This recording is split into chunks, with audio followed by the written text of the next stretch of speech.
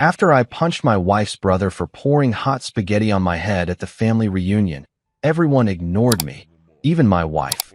You should take every insult and apologize, she said. Instead of apologizing, I bought a one-way ticket to Hawaii. 5 minutes later, I received 315 desperate messages and calls. So here's the thing about family reunions. They're like root canals, except at least with root canals, you get good drugs and nobody expects you to smile through the whole damn thing. But there I was, sitting in this barn-style dining hall that looked like someone had watched too many episodes of Fixer Upper and decided rustic chic was the way to go, surrounded by the Prescott clan in all their designer-clad glory. The smell hit you like a freight train the second you walked in. Marinara sauce bubbling away in those industrial-sized warmers, garlic bread that probably came from some fancy bakery in the city, and enough cologne and perfume to choke a horse.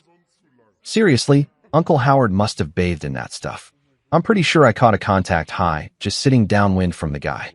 I'd strategically positioned myself at the long pine table like some kind of social warfare expert, hands folded in front of me like I was back in 3rd grade waiting for Mrs. Henderson to tell me whether my book report on Where the Red Fern Grows was going to cut it. You know that feeling when you're trying so hard to blend into the furniture that you practically become one with the wood grain? Yeah, that was me. Human wallpaper at the Prescott Family Spectacular. But then there was Marissa, my wife of 6 years, and man, she was absolutely glowing. I'm talking full-on lighthouse beacon here, laughing at something her cousin Sophie had just whispered in her ear. Her whole face lit up in a way I hadn't seen since. Hell, I couldn't even remember the last time. Maybe our honeymoon. Before reality set in, and she realized she'd married the guy who shops at Target instead of Nordstrom and thinks a fancy dinner is anything that doesn't come in a drive-through bag. The rest of her family had claimed their spots around the table like they were marking territory. Uncle Howard sat there in his tailored blazer that probably cost more than my monthly car payment. And my car isn't exactly a beater, mind you. The guy looked like he'd stepped out of a whiskey ad, all Silver Fox confidence, and I own half the city energy. Then there was Aunt Margot, dripping in so much gold jewelry, she could have been mistaken for a walking Fort Knox exhibit. Every time she moved, it sounded like wind chimes in a hurricane. And then, of course, there was Tristan. Tristan, Marissa's beloved brother, who'd made it crystal clear from day one that I wasn't exactly his first choice for brother-in-law material. The guy had the kind of face that screamed, I peaked in prep school, and I'm gonna make that everyone else's problem. 6 years we'd been doing this dance. 6 years of him looking at me like I was something he'd scraped off his Italian leather shoes. The conversation flowed around me like I was a rock in a stream. All talk about ski trips to Aspen that cost more than most people's annual salaries. Wine tastings in Napa, where they probably spent more on a bottle than I made in a week, and exclusive charity galas that had guest lists tighter than Fort Knox. You know, the kind of events where they don't just check your name at the door, they check your net worth, your family tree, and probably your credit score while they're at it. I nursed my water like it was liquid courage, which, let's face it, it basically was at this point. The ice cubes clinked against the glass every time my hands shook just a little. Not from nerves, mind you, but from the sheer effort it took to keep my mouth shut while they talked about their problems, like whether the caviar at last week's fundraiser was subpar or if their personal trainers were charging too much for house calls. So the decorator says the marble we picked out might clash with the new chandelier, Aunt Margot was saying, waving her fork around like she was conducting an orchestra. Can you imagine? After we specifically told him we wanted something that would complement the existing color scheme. Sophie nodded sympathetically, like this was truly one of life's great tragedies. Oh, the same thing happened to us with the pool house renovation. You really can't trust anyone these days. I took another sip of water, wondering if anyone would notice if I just slowly slid under the table and army crawled my way to freedom. Probably not. I was about as invisible to these people as their housekeeping staff. That's when Tristan decided to make his move. He'd been eyeing me all evening like a cat watching a mouse, just waiting for the perfect moment to pounce. He leaned forward, that trademark smirk spreading across his face like spilled wine on white carpet. Ugly and impossible to ignore. Grayson, he drawled, and I swear the temperature in the room dropped about 10 degrees. You're being awfully quiet tonight. What's the matter, buddy? Did your little hometown never teach you how to keep up with adult conversation? The chuckles that rolled down that table hit me like a slap in the face. Not the kind of genuine laughter you hear when someone tells an actually funny joke, but that polite, superior kind of laughter that says, "We're laughing at you, not with you, and we want to make sure you know it." I felt my jaw clench, felt that familiar heat creeping up my neck that always showed up when I was about 2 seconds away from saying something that would probably end with me sleeping on the couch. But I forced myself to smile. One of those tight, fake smiles that feels like it might crack your face in half if you hold it too long. Just enjoying the conversation. I managed to get out, my voice steady, even though my hands were practically vibrating with the effort it took not to reach across the table and show Tristan exactly what this small-town boy had learned about conflict resolution. But that wasn't good enough for him. Oh no, Tristan was just getting warmed up. I mean, we're talking about real estate in the Hamptons, and you look like someone just started speaking ancient Greek. Maybe we should switch to discussing, I don't know, what do people talk about where you're from? Tractor pulls? County fair pie contests? More laughter, louder this time. Even Uncle Howard cracked a smile, like watching his nephew tear apart his niece's husband was quality family entertainment. I caught Marissa's eye across the table, looking for backup, for solidarity, for anything that resembled the us against the world mentality we used to have. Instead, I got that look, the one I'd become way too familiar with over the past few years. That subtle shake of the head, that slight narrowing of the eyes that said, "Don't you dare make a scene," louder than if she'd screamed it across the room. "Let it go," that look said. "Just take it and smile and pretend like it doesn't bother you. Because heaven forbid we upset the delicate ecosystem of Prescott family dynamics." So I sat there, water glass sweating in my palm, marinara sauce growing cold on the serving platters, surrounded by the sound of their laughter and the smell of their expensive cologne, and I let it go. Just like I always did. Just like they expected me to. But something was different this time. Something was building in my chest, hot and tight and dangerous. Maybe it was the way Tristan's eyes gleamed with satisfaction. Or maybe it was the way Marissa looked away like she was embarrassed to be married to me. Or maybe it was just 6 years of this crap finally reaching its breaking point. Whatever it was, I had a feeling this family reunion was about to get a lot more interesting than anyone had bargained for. You know how they say time slows down right before a car crash? Well, apparently the same thing happens right before your brother-in-law decides to turn you into a walking Italian restaurant advertisement. 1 second I'm sitting there picking at my Caesar salad, which, by the way, had enough anchovies to stock a small aquarium. And the next second I'm watching Tristan rise from his chair like some kind of designer-clad villain in a really twisted dinner theater production. The conversation had moved on from my apparent lack of sophistication to discussing their latest investment properties.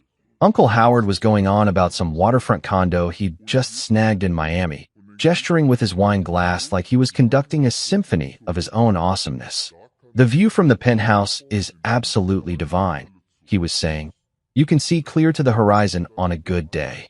"Oh, Howard, you simply must show us the photos again," Aunt Margot gushed, her gold bracelets jangling like a one-woman percussion section. "The marble in that kitchen is just exquisite." I was trying to calculate exactly how many months of my salary that condo probably cost when Tristan made his move.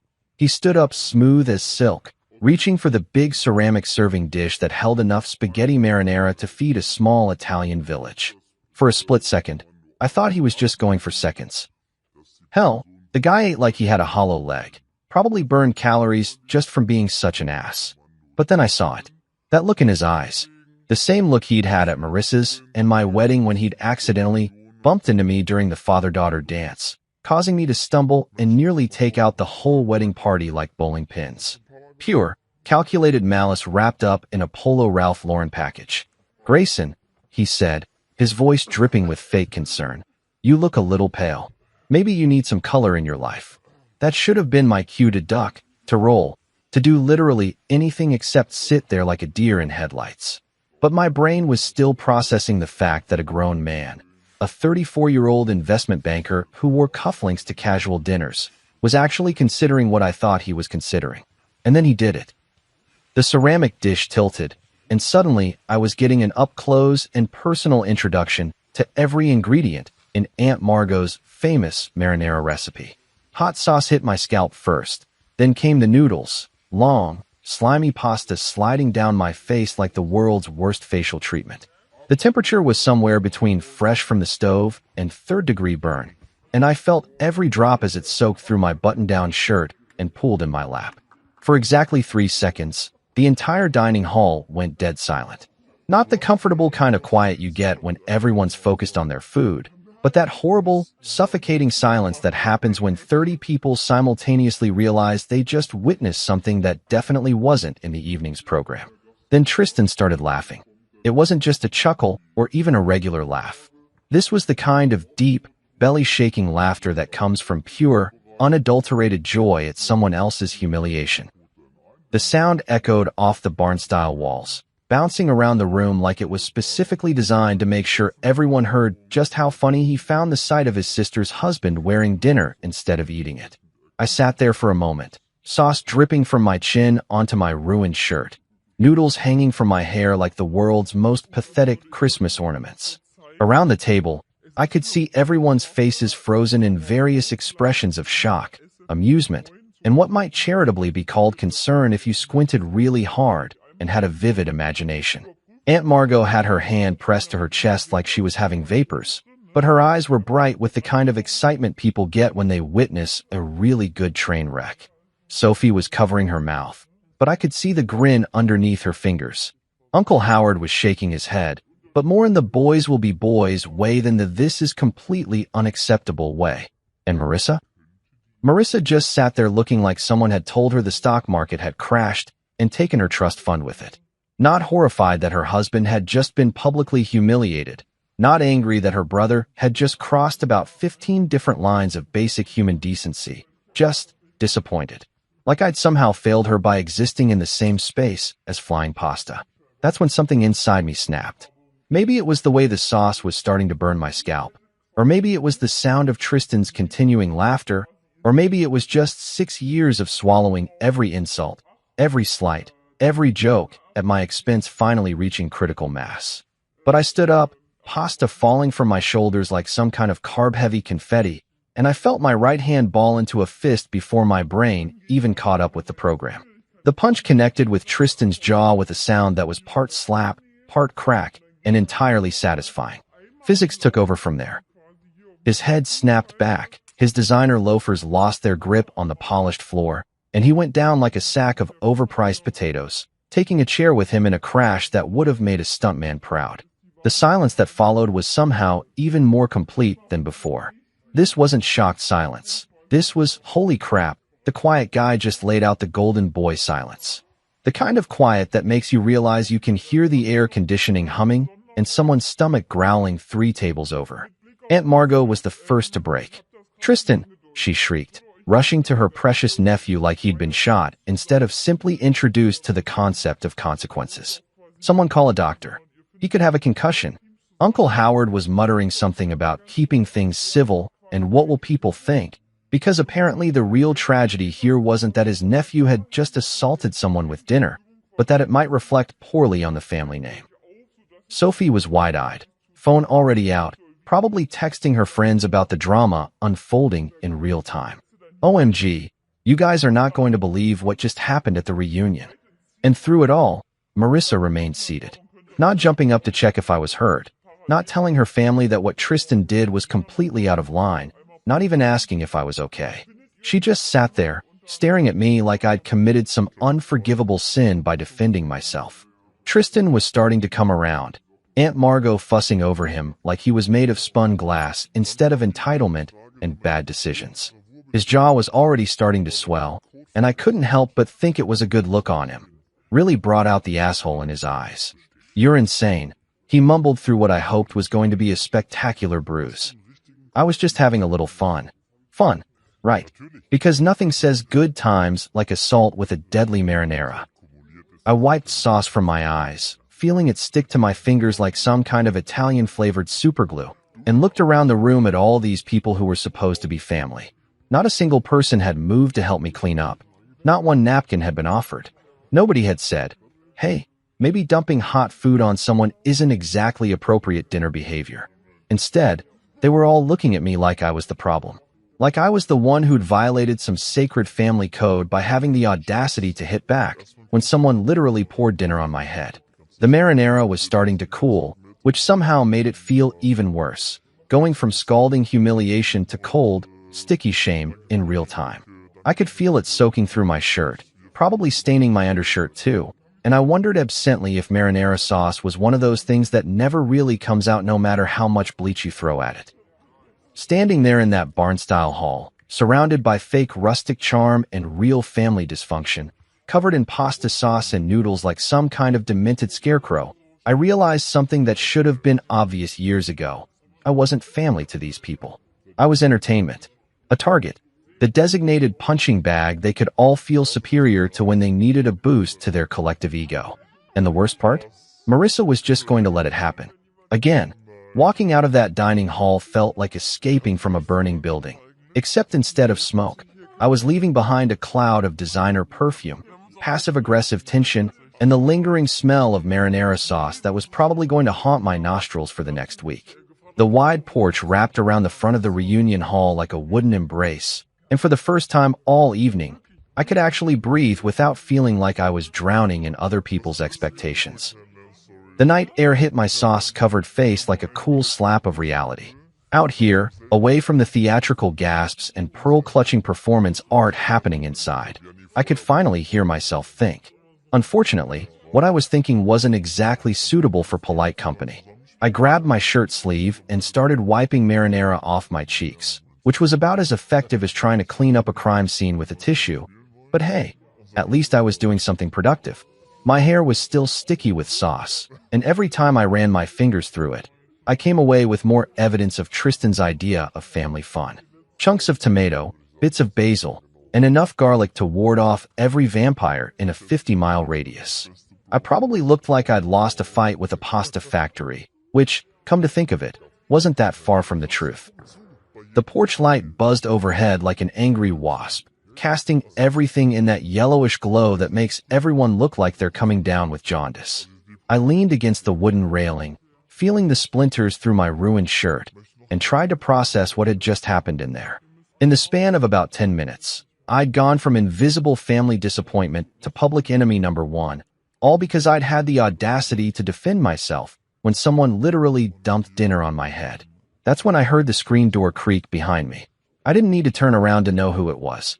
I could practically feel the waves of disapproval radiating from the doorway like heat from a furnace. Marissa's footsteps were crisp against the wooden planks, each one sounding like a little judgment hammer hitting the nail of my coffin. "Well," she said, and I could hear her crossing her arms without even looking. That was quite a performance in there. I turned around slowly, sauce still dripping from my collar, and looked at my wife of 6 years. The woman I'd promised to love, honor, and cherish until death do us part. The woman who was currently looking at me like I'd just kicked a basket of puppies in front of a group of kindergartners. "Performance?" I said, my voice coming out rougher than I'd intended. "Your brother just dumped hot pasta on my head, and you think I put on a performance?" She was doing that thing she did when she was trying to be reasonable, tilting her head slightly to the side, speaking in that measured tone that therapists probably learn in school.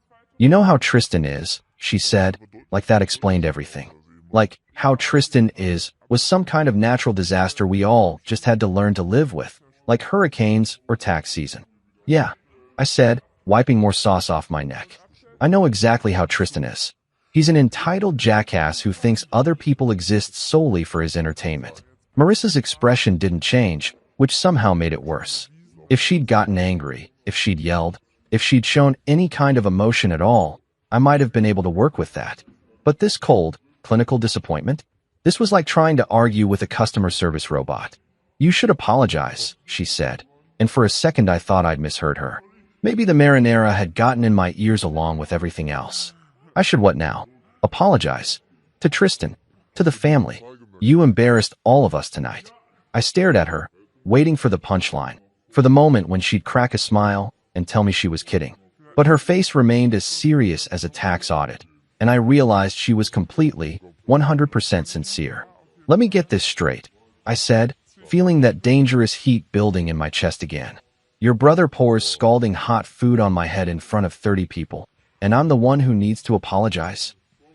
You know how important these family gatherings are, she continued, like I hadn't spoken at all. Uncle Howard was talking about potentially bringing you into one of his investment projects, but after tonight, she trailed off, shaking her head like I'd just blown our shot at winning the lottery. And maybe I had, from her perspective. Maybe losing out on Uncle Howard's largesse was worse than watching her husband get publicly humiliated by her psychopath brother. You should take every insult and apologize, she said, and there it was. The mission statement of our marriage, laid out in plain English under a buzzing porch light, while I stood there covered in marinara sauce, like some kind of walking Italian food advertisement. I should take every insult, every slight, every joke at my expense, every casual cruelty that her family dished out like party favors. And then I should apologize for existing, for breathing their air, for daring to marry above my station, and for getting my place in their carefully constructed social hierarchy. He poured hot food on me. I repeated, because apparently I needed to say it louder for the people in the back. Hot food on my head. Marissa shrugged, actually shrugged, like someone had asked her opinion about the weather. You know how Tristan is. There it was again. The ultimate excuse, the get-out-of-jail-free card that apparently covered everything from casual cruelty to actual assault. Tristan could probably burn down an orphanage, and Marissa would just shrug and say, well, you know how Tristan is. The silence stretched between us like a chasm, filled with 6 years of accumulated resentment and the sound of insects buzzing around the porch light. Inside, I could hear the muffled sounds of the family regrouping, probably already spinning the story into something where I was the villain and poor Tristan was the victim of my unprovoked attack. I'm not apologizing, I said finally. Not to him, not to them, not to anybody. Marissa's mouth tightened into that thin line that meant I'd just failed another test I didn't know I was taking.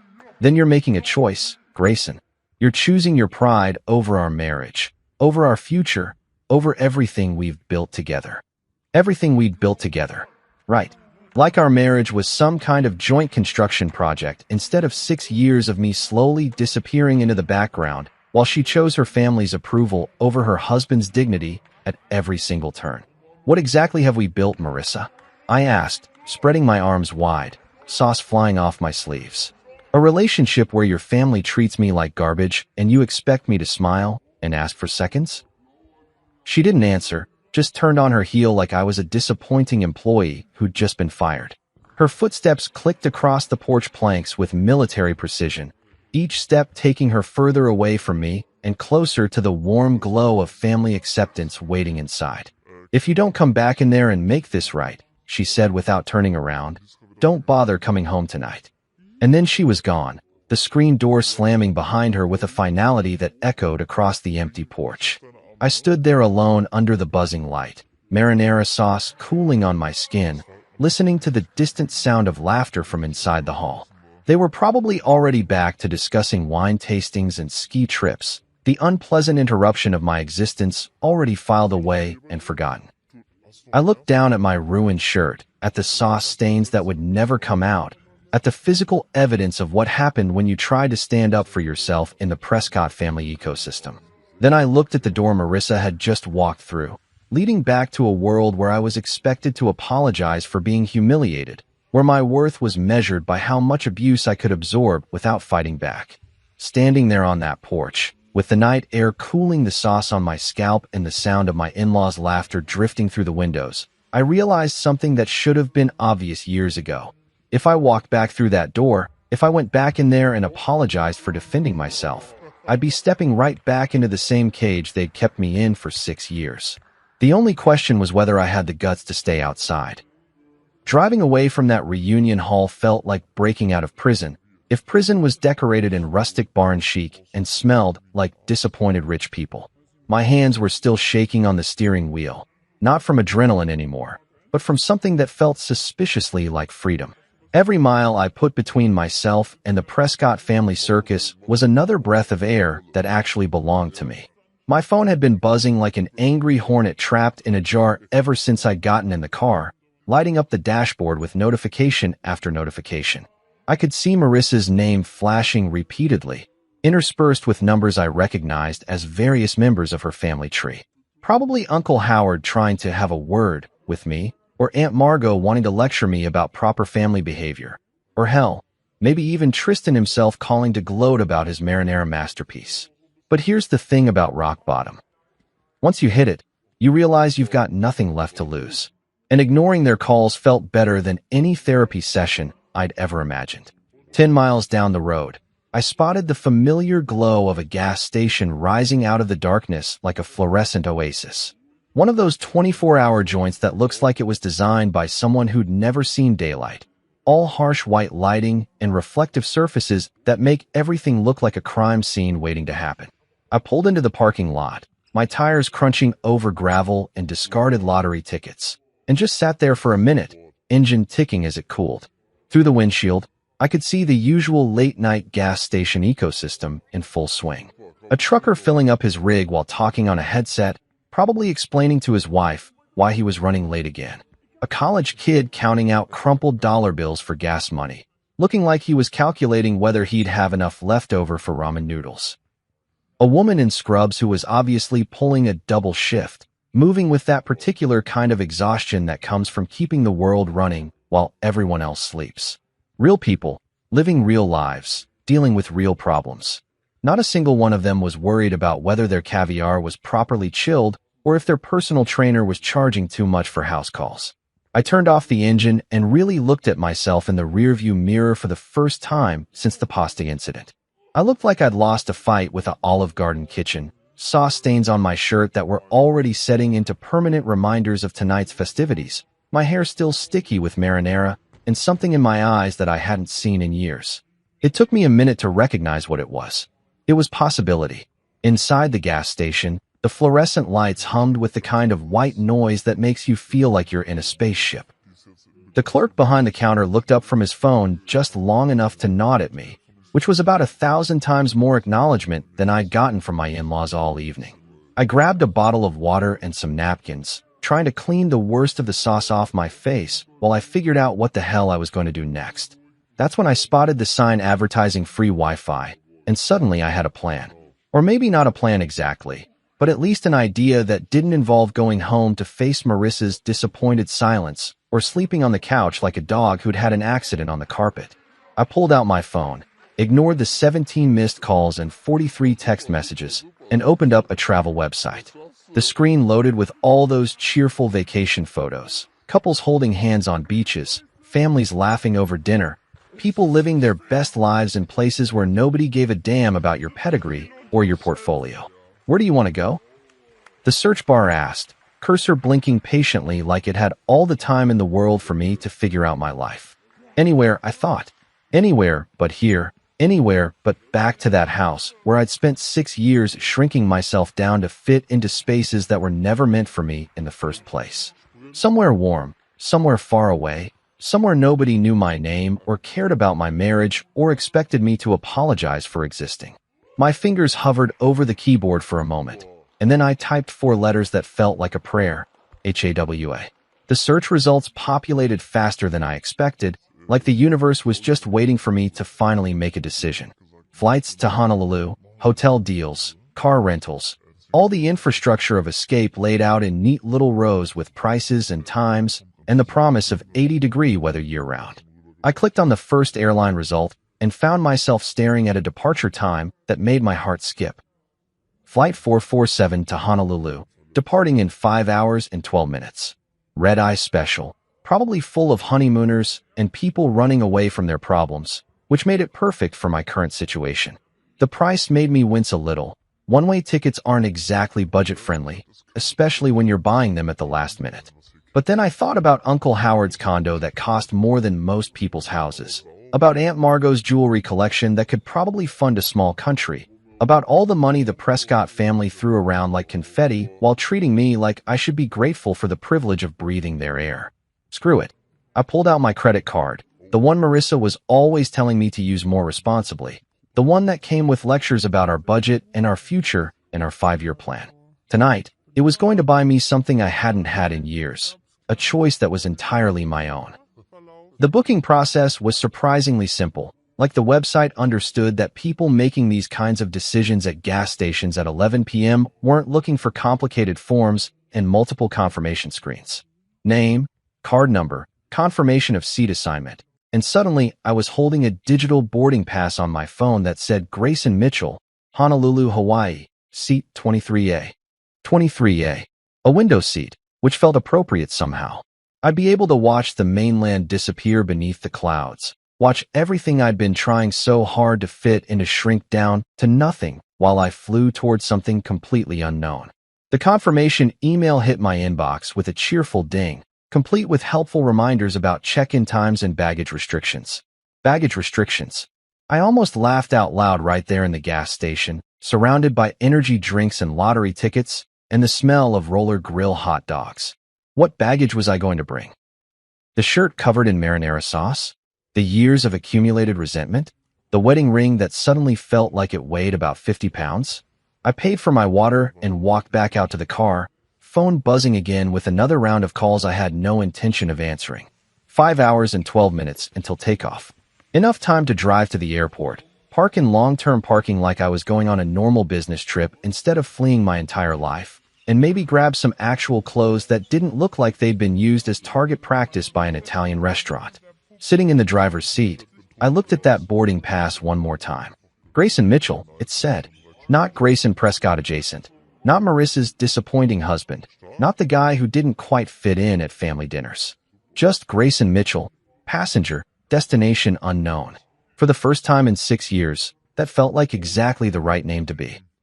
You know that moment in action movies when the hero's phone starts going off like the world's most annoying alarm clock, and you just know that whatever peace and quiet they had is about to go straight to hell? Well, apparently my life had just turned into one of those movies, except instead of international spies or alien invasions, I was dealing with something far more terrifying. The collective wrath of the Prescott family.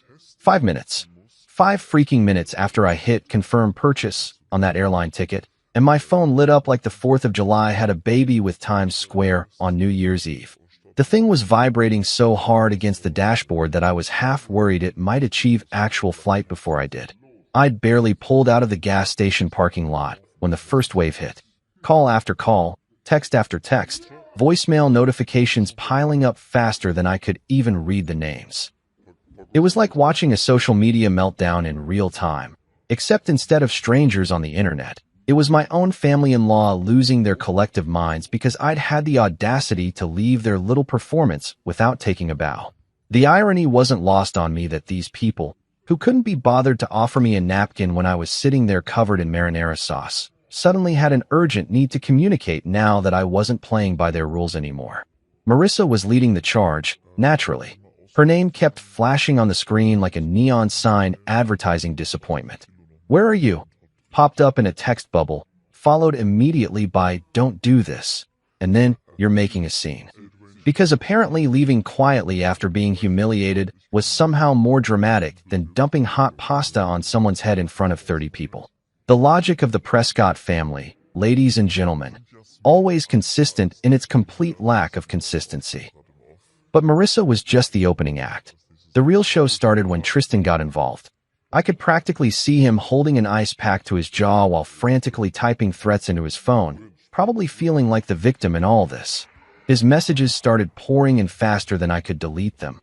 "You're done," followed by, "I'll have you arrested," and my personal favorite, "You have no idea what you've started." What I'd started. Right. Because apparently throwing the first punch was dumping food on someone, and defending yourself was the real crime here. I was starting to think these people lived in some kind of alternate reality where normal cause and effect relationships had been suspended in favor of whatever narrative made them look good. Then Aunt Margot joined the party, and boy, did she come loaded for bear. Her messages read like they'd been dictated by a disappointed Victorian matriarch who'd just discovered that the servants had been using the good china. "We opened our family to you, and this is how you behave," she wrote, as if they'd been doing me some kind of massive favor by tolerating my existence at their dinner table. "After everything we've done for you, this is the thanks we get?" Everything they'd done for me. Let's see. What exactly had they done for me over the past 6 years? They'd included me in family gatherings where I was either ignored or insulted, They'd made it crystal clear that I wasn't really welcome in their social circle, and they treated me like a charity case who should be grateful for whatever scraps of attention they threw my way. Oh, and tonight they'd used me as target practice for Italian food. Truly, I was the luckiest man alive. Uncle Howard's messages were more restrained, but somehow more threatening, written in that careful corporate language that he probably used to fire people without technically breaking any labor laws. "Call me immediately," he wrote, followed by, "We need to discuss your future with this family." My future with this family. Like I was an employee whose contract was up for review instead of someone who'd married into their dysfunction. But the real kicker came from Sophie, Marissa's cousin, who apparently thought this was all some kind of entertaining family drama that she could live tweet for her friends. "OMG, everyone is so upset," she wrote, complete with crying laughing emojis. "Aunt Margot is literally shaking. Uncle Howard is pacing around talking about lawyers. This is better than reality TV. Better than reality TV." There it was, the family motto in all its glory. Real people's pain was just entertainment for them, something to spice up their otherwise boring lives of privilege and plenty. I wondered if Sophie was already planning to turn this into content for her Instagram story, maybe with some kind of inspirational quote about family loyalty overlaid on a picture of her avocado toast. The messages kept coming, a steady stream of outrage and demands and threats that painted a pretty clear picture of how the Prescott family handled anyone who dared to color outside their carefully drawn lines. They weren't worried about me as a person. Not one message asked if I was okay, or if I was hurt, or if I needed anything. They were worried about their image, their control, their ability to maintain the carefully constructed narrative where they were the generous benefactors and I was the grateful recipient of their largesse. I pulled over at a rest stop about 20 miles from the airport, partly because my phone was making it hard to concentrate on driving, and partly because I needed to see just how deep this rabbit hole went. The parking lot was nearly empty except for a few long-haul truckers catching some sleep and a family with small kids making an emergency bathroom stop. Sitting there under the fluorescent lights of the rest stop, I started scrolling through the messages more carefully, and that's when I noticed something that shouldn't have surprised me, but somehow still did. Not a single one of them mentioned the fact that Tristan had dumped hot food on my head. Not one message said, "Hey, maybe my brother/nephew/son was out of line." Not one person suggested that pouring marinara sauce on someone might be considered inappropriate dinner behavior. It was all about my reaction, my violence, my overreaction to what they were probably already spinning as a harmless prank between family members. The actual assault, because let's call it what it was, had already been memory holed in favor of a story where I was the unstable one who couldn't take a joke. The counter on my phone showed 315 total notifications, and they were still climbing. 315 separate attempts to drag me back into their web of dysfunct. 315 reminders of why I'd bought that plane ticket in the first place. But here's what struck me as I sat there in that rest stop parking lot, surrounded by the honest exhaustion of people traveling for real reasons. Work, family visits, moving across the country for new jobs. These messages weren't from people who cared about me. They were from people who cared about maintaining their version of reality, where they could treat people however they wanted and never face any consequences. Not one message said, "Are you okay?" Not one person asked if the sauce had burned my skin or if I needed medical attention. Not one member of Marissa's family seemed to think that maybe, just maybe, they should be apologizing to me instead of demanding that I apologize to them. I looked at that growing pile of digital outrage, all those words and threats and demands, and realized something that felt like a weight lifting off my shoulders. I didn't owe these people anything. Not an explanation, not an apology, not even a response. So I did something that felt better than any comeback I could have written, better than any angry phone call I could have made, better than any dramatic confrontation I could have staged. I turned off my phone and put it in my bag, cutting off their access to me as simply as flipping a switch. The silence that followed was more satisfying than any argument I'd ever won. You know how people always say that airplane air is recycled and gross and makes you feel like you're breathing through a dirty sock? Well, let me tell you something. After 6 years of breathing the suffocating atmosphere of Prescott family expectations, that recycled airplane air tasted like pure freedom with a hint of peanuts and possibility. The red-eye flight to Honolulu had been exactly what I'd needed. 5.5 hours of enforced silence with nothing but the hum of engines and the occasional snore from the businessman in 24B. No phone calls, no text messages, no family members trying to drag me back into their twisted version of reality. Just me, a tiny bag of pretzels, and the growing realization that I'd actually done it. I'd bought a one-way ticket to anywhere but here and followed through. But nothing, and I mean nothing, could have prepared me for that first breath of Hawaiian air. The plane doors opened, and it hit me like a warm hug from a grandmother you didn't know you had. Not the aggressive, in-your-face heat that makes you want to run back inside to air conditioning, but this soft, gentle warmth that seemed to wrap around you like the world's most expensive blanket. It was air with personality, air that smelled like flowers you couldn't name and ocean salt, and something that might have been happiness if happiness had a scent. I walked down that jet bridge feeling like I was entering a different universe entirely. The terminal at Honolulu International wasn't trying to impress anyone with marble floors or crystal chandeliers like the airports back home. Instead, it had this laid-back, "Hey, welcome to paradise, try not to stress about anything" vibe that immediately made my shoulders drop about 3 inches. Hawaiian music was playing softly through speakers that didn't sound like they were trying to compete with the noise of stressed-out travelers. And everywhere I looked, people seemed to be moving just a little bit slower, a little bit easier, like they'd all collectively agreed that rushing around was probably not the best way to spend their time on Earth. The baggage claim was where it really hit me that I'd made a completely insane decision. Everyone else was standing around waiting for their carefully packed suitcases full of vacation clothes and sunscreen, and all the things normal people bring when they plan a trip to Hawaii. Meanwhile, I was standing there with nothing but my wallet, my passport, and a single backpack that contained exactly one change of underwear and the business card for a divorce lawyer that I'd been carrying around for 2 years, but never had the guts to call. That's when I realized I was going to need somewhere to stay, and probably some clothes that didn't smell like marinara sauce and poor life choices. I pulled out my phone, which I'd reluctantly turned back on once the plane landed, and started scrolling through Airbnb listings, trying to find something that said, "Yes, we welcome people who've just blown up their entire lives on a whim." Most of the listings looked like they'd been photographed by people who'd taken a masterclass in making small spaces look like luxury resorts.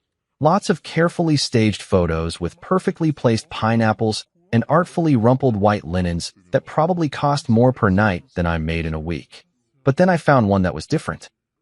The photos were clearly taken by someone who'd just pointed their phone at stuff and clicked. No fancy lighting or strategic fruit placement. Just a small beachfront place with weathered wooden furniture and windows that actually looked like they opened to let in real air instead of Instagram-worthy filtered light. The description was written by someone named Kimo, and it simply said, "Clean, quiet, close to beach. Good for people who want to think or people who want to stop thinking. Your choice." Perfect. I booked it for a week, which felt like either the most reasonable decision I'd made in years or the most irresponsible, depending on how you looked at it. The address led me to a taxi driven by a guy who introduced himself as Paolo and immediately started telling me about his cousin's shrimp truck that I absolutely had to try, his nephew's surf lessons that would change my life, and his grandmother's secret spot for watching sunsets that wasn't overrun with tourists taking selfies. The ride to the Airbnb was like a guided tour through everything I'd been missing while I was busy trying to fit into spaces that were never meant for me.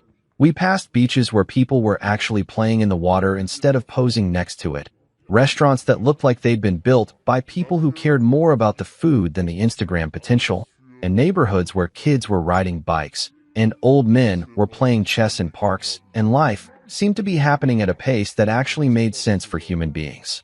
You running away from something or running to something?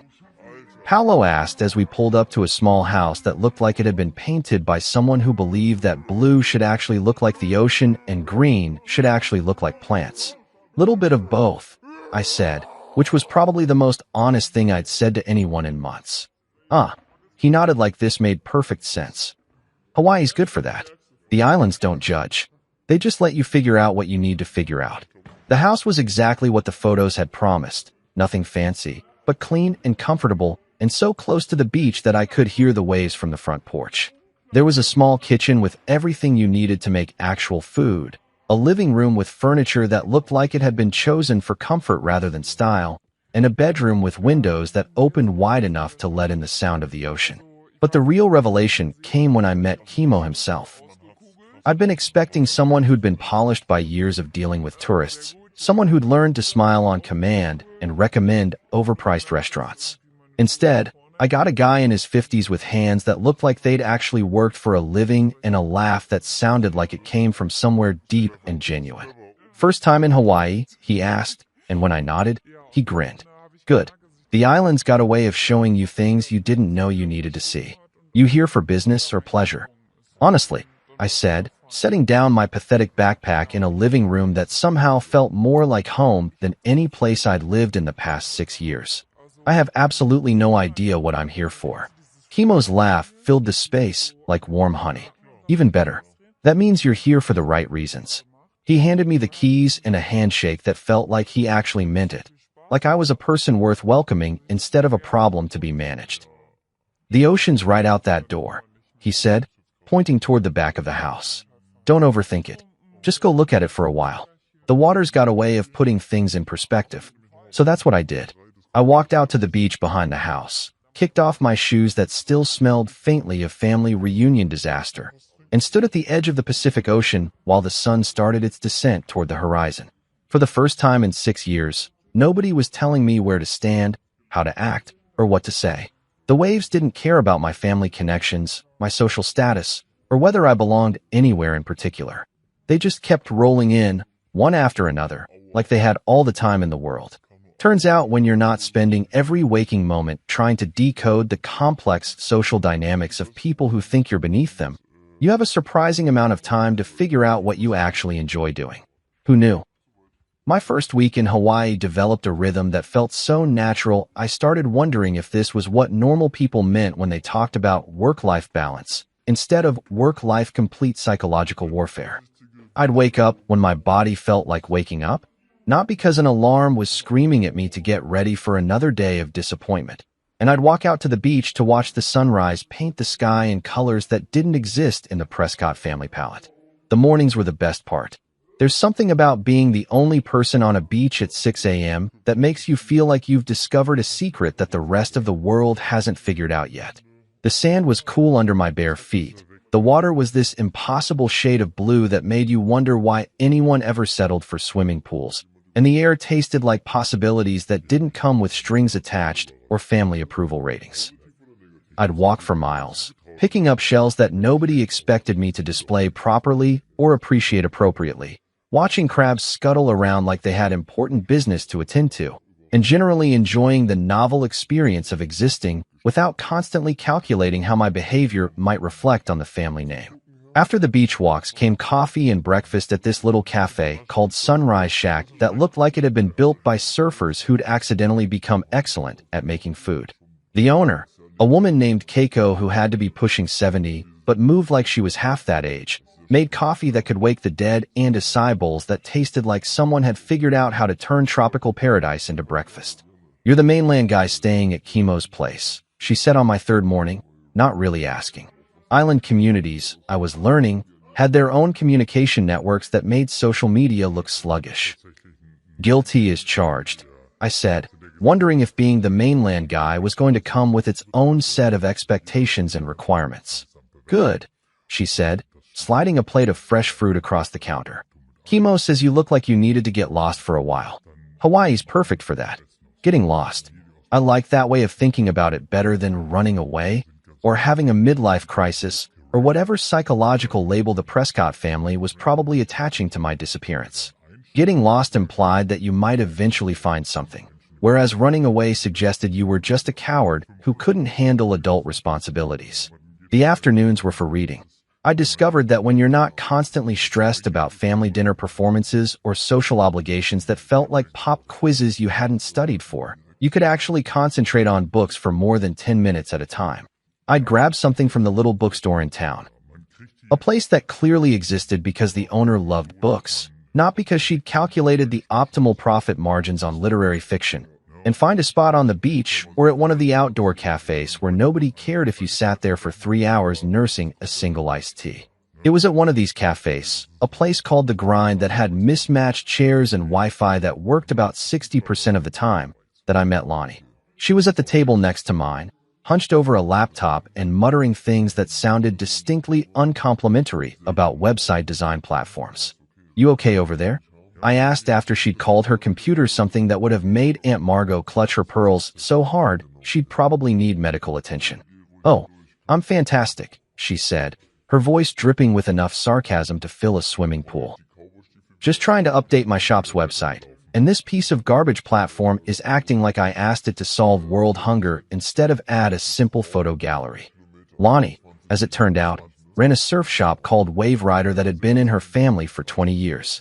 She was about my age, with sun-bleached hair and hands that looked like they'd spent a lot of time fixing things, and she had absolutely zero patience for technology that didn't work the way it was supposed to. "What kind of shop?" I asked, closing my book because this conversation was infinitely more interesting than whatever literary masterpiece I'd been pretending to read. "Surf shop. Boards, gear, lessons for tourists who think they're going to become the next Kelly Slater after a 2-hour session." She gestured at her laptop screen like it had personally offended her ancestors. "We do pretty well, but our website looks like it was designed in 1995 by someone who'd never seen the internet before." Here's where things got interesting. Back in my previous life, the one where I spent most of my time trying to disappear into furniture at family gatherings, I'd actually been pretty good at website design. It was something I'd picked up in college and kept doing on the side, mostly for small businesses that couldn't afford the big fancy agencies that charged more for a logo than most people made in a month. "I might be able to help with that," I said, surprised to hear myself volunteering for something without first calculating how it might affect my standing with people I was trying to impress. Lonnie looked up from her laptop, squinting at me like she was trying to figure out if I was serious or just another mainland tourist who thought he could solve all of Hawaii's problems with his superior continental wisdom. "You know anything about websites?" she asked. "A little," I said, which was probably the most understated thing I'd said since arriving in paradise. "Mind if I take a look?" What followed was the most fun I'd had working on anything in years. Lonnie's existing website was indeed a disaster of epic proportions. Broken links, photos that loaded sideways, and a color scheme that looked like it had been chosen by someone who'd never seen an actual ocean. But it wasn't unfixable, just neglected. We spent the next 3 hours completely rebuilding the thing from scratch. Lonnie provided the content and the vision.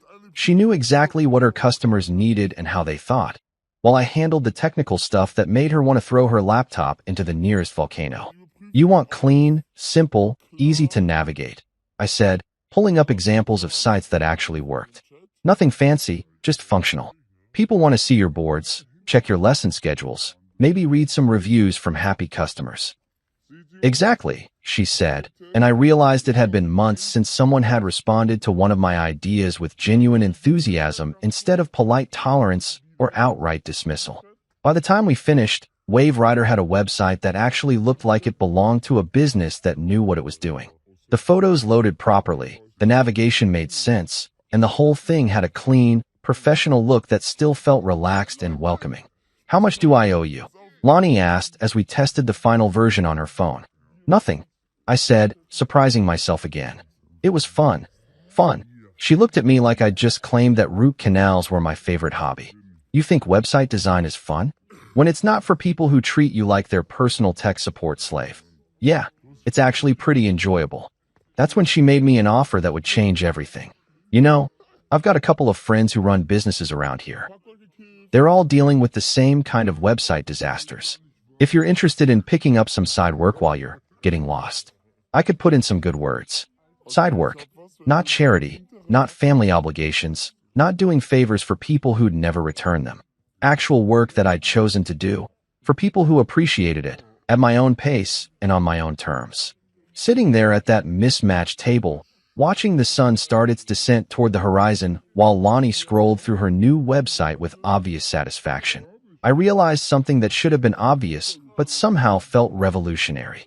This was the first time in years that I'd done work that felt like it belonged to me. Not work that I did to impress my in-laws, not projects designed to boost my standing in some social hierarchy I'd never signed up for, but actual work that solved real problems for real people who treated me like a human being instead of a convenient disappointment. "Yeah," I said, watching a couple of surfers paddle out to catch the evening waves. I think I'd like that. 2 weeks in paradise had done something weird to my relationship with technology. Back in my old life, my phone was basically a digital leash that kept me connected to every disappointment, obligation, and passive-aggressive family text thread that made up my daily existence. Here in Hawaii, the thing had been sitting in a drawer like a piece of radioactive waste that I was pretty sure would kill me if I got too close to it. But eventually, reality has a way of knocking on your door, even when that door happens to be attached to a beachfront bungalow in the middle of the Pacific Ocean. My phone battery had finally died sometime during week 1, and I'd been perfectly content to let it stay that way. Dead phones can't deliver bad news, can't remind you of the life you left behind, and can't buzz with notifications from people who think you owe them explanations for your own happiness. Unfortunately, they also can't be used to run a business, and Lonnie's referrals were starting to pile up faster than I could handle with just her laptop and the questionable Wi-Fi at the grind.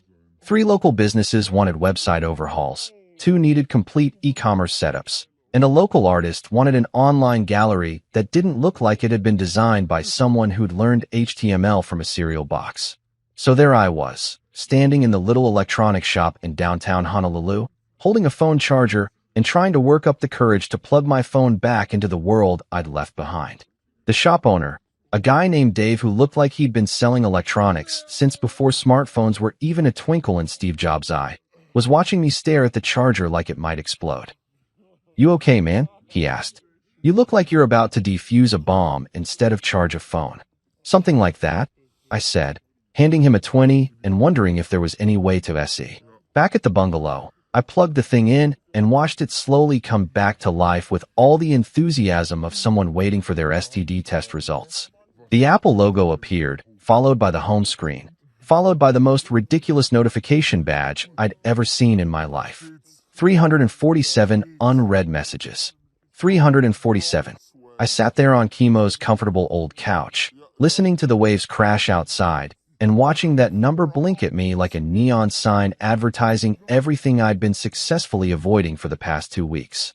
Part of me wanted to throw the phone right back in the drawer and pretend I'd never seen it. Part of me was curious about just how deep the rabbit hole of family outrage had gotten in my absence. Curiosity won, because apparently I'm a glutton for punishment. The voicemail box was completely full, 37 messages that I was pretty sure would contain enough guilt, manipulation, and threats to power a small city. I started with those, figuring I might as well get the worst of it over with first. Marissa's voice hit me like a cold slap of reality. The first few messages were angry, really angry. "Where the hell are you, Grayson? You can't just disappear like this. We need to talk. Call me back immediately." Her voice had that sharp edge it got when she was trying to control something that wasn't cooperating, like a broken appliance or a husband who'd finally grown a backbone. But as the messages progressed, the anger shifted to something that was almost worse, strategic crying. By message number 12, she was sobbing into the phone about how worried she was, how she just wanted to know I was safe, how we could work through this if I'd just come home and talk to her like a reasonable adult. "I know you're hurt," she said in one message that was clearly performed for an audience. "I know things got out of hand at the reunion, but running away isn't the answer, Grayson. We're married. We made vows. You can't just abandon everything because you had a fight with my brother." A fight with her brother. Right. Because that's what you call it when someone dumps hot food on your head and you defend yourself.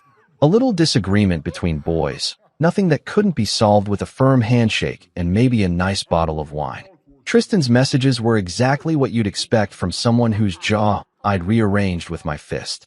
The first few were pure rage, promising legal action and making threats that probably would have scared me if I'd still been living in his world of consequences and social standings.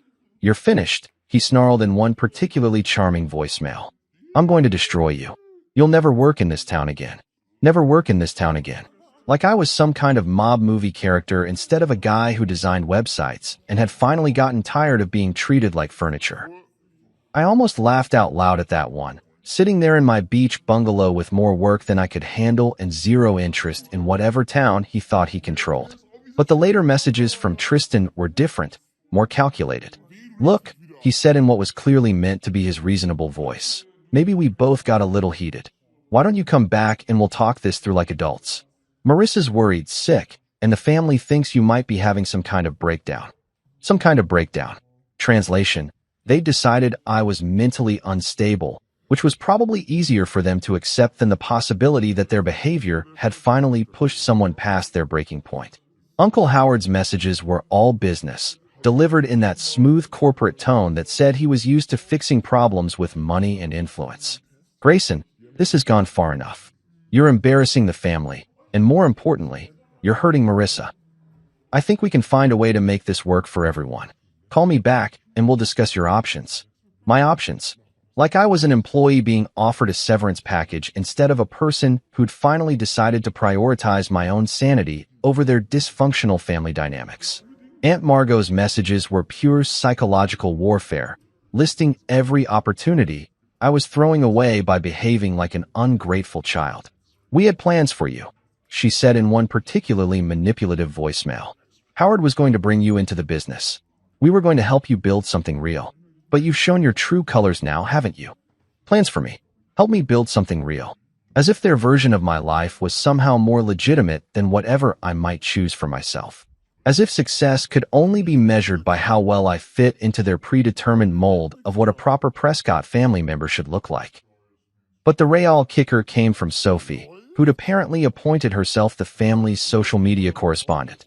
Her messages were breathless updates on the family drama, delivered like she was reporting from the front lines of a particularly juicy reality show. Everyone's talking about you, she said in one message that was equal parts excited and horrified. Aunt Margot thinks you've joined a cult or something. Uncle Howard keeps muttering about hiring a private investigator. And Marissa? Oh my God, Marissa is acting like you died or something. She's telling everyone you're having a nervous breakdown. A nervous breakdown. There it was again. The family's preferred explanation for my sudden departure. Much easier to accept than the possibility that their golden boy had crossed a line and finally faced consequences for it. I scrolled through the text messages, which were more of the same. Guilt, manipulation, threats, and a stunning lack of self-awareness about what had actually happened that night. Not one message acknowledged that Tristan had assaulted me. Not one person suggested that maybe, just maybe, dumping hot food on someone wasn't appropriate family fun. It was all about my reaction, my over-response, my inability to take a joke and play along with their twisted version of family bonding. But here's what struck me as I sat there in that peaceful bungalow, listening to the sound of waves and feeling the warm Hawaiian breeze through the open windows. Their anger wasn't really about me leaving. It was about me leaving without permission, without explanation, without giving them the chance to control the narrative and manage the situation according to their preferred script. They weren't upset because they'd lost me. They were upset because they'd lost control of me. And that realization felt better than any apology they could have offered, better than any explanation they could have given, better than any attempt to make things right. I deleted every single message without responding to a single one. No explanations, no justifications, no carefully worded emails trying to make them understand my perspective. Just silence. The kind of silence that says more than any argument ever could. You know what's funny about making a decision that everyone back home thinks is completely insane? Eventually, you stop caring whether they think it's insane or not, and you start focusing on whether it's actually working out for you. And let me tell you, 3 weeks into my Hawaiian adventure, things were working out better than I had any right to expect. The website work that had started with helping Lonnie had turned into something that looked suspiciously like an actual business. Word travels fast in island communities, especially when that word is mainland guy who can make your crappy website stop sucking without charging you a fortune. My phone, the same phone that had been buzzing with family drama and threats just a week ago, was now ringing with calls from local business owners who had actual problems they wanted me to solve. There was Maria, who ran a food truck called Island Fusion and needed an online ordering system that didn't crash every time more than 3 people tried to use it simultaneously. There was Tommy, a fishing charter captain whose website looked like it had been designed by someone who'd never seen a boat, let alone been on one. And there was Elena, who made jewelry from beach glass and shells and wanted an e-commerce site that captured the spirit of her work without looking like every other generic craft store on the internet. Real work for real people with real problems. It was a revelation that probably shouldn't have been as surprising as it was, But after years of doing favors for Marissa's family connections, people who treated web design like some kind of mysterious voodoo and expected miracles while complaining about every invoice, working with folks who actually appreciated what I was doing felt like discovering a new planet. The best part was that nobody here knew about my previous life as the family disappointment. To Maria, I was just the guy who fixed her website so customers could actually place orders without wanting to throw their phones into the ocean. To Tommy, I was the computer wizard who made his charter business look professional enough to compete with the big resort operations. To Elena, I was the person who figured out how to make her art look as beautiful online as it did in real life. None of them cared that I'd never been good enough for the Prescott family standards. None of them expected me to apologize for existing or to constantly prove that I deserved to breathe the same air as my social betters. They just wanted someone who could solve their problems without talking down to them or charging them like they were funding a space mission. The work was good, but the real breakthrough came on Friday evenings at the pier with Chemo. It had started accidentally. I'd been walking along the waterfront around sunset, trying to clear my head after a long day of coding, when I'd spotted him sitting on a bench with a cooler full of beer and a smile that could power the whole island. "Mainland guy," he'd called out, waving me over like we'd been friends for decades instead of casual acquaintances who'd exchanged maybe 50 words total. Perfect timing. I was just about to watch the sun do its thing, and beer always tastes better when you've got someone to share it with. That first Friday had turned into a weekly tradition that I looked forward to more than I'd looked forward to anything in years. Chemo had this way of talking that made everything seem both completely serious and totally relaxed at the same time. He'd worked construction for 30 years, raised 3 kids who were all doing well for themselves, and had opinions about everything from local politics to the best way to grill fish that were both informed and completely unpretentious. "You settling in okay?" he asked during our 3rd beer summit, watching a cruise ship slide past the harbor like a floating city of tourists who'd probably never see the real Hawaii. "Better than okay," I said, surprised to realize how true that was. "This place is starting to feel like home." "Good," he nodded, taking a long pull from his beer. "Hawaii's got a way of calling to people who need it. Not everyone hears it, but when you do, you know." We'd sit there watching the sun paint the sky in colors that didn't exist in any of the fancy art galleries the Prescott family liked to frequent, talking about everything and nothing while fishing boats headed out for the night shift and joggers made their evening rounds along the waterfront. Sometimes we'd talk about work. Chemo was full of stories about construction projects that had gone hilariously wrong and clients who'd made requests that defied both physics and common sense. Sometimes we'd talk about family, his kids, his grandkids, his wife who'd passed away 5 years ago, and who he still missed every single day. But mostly, we'd just exist in the same space without any pressure to perform or impress or justify our presence.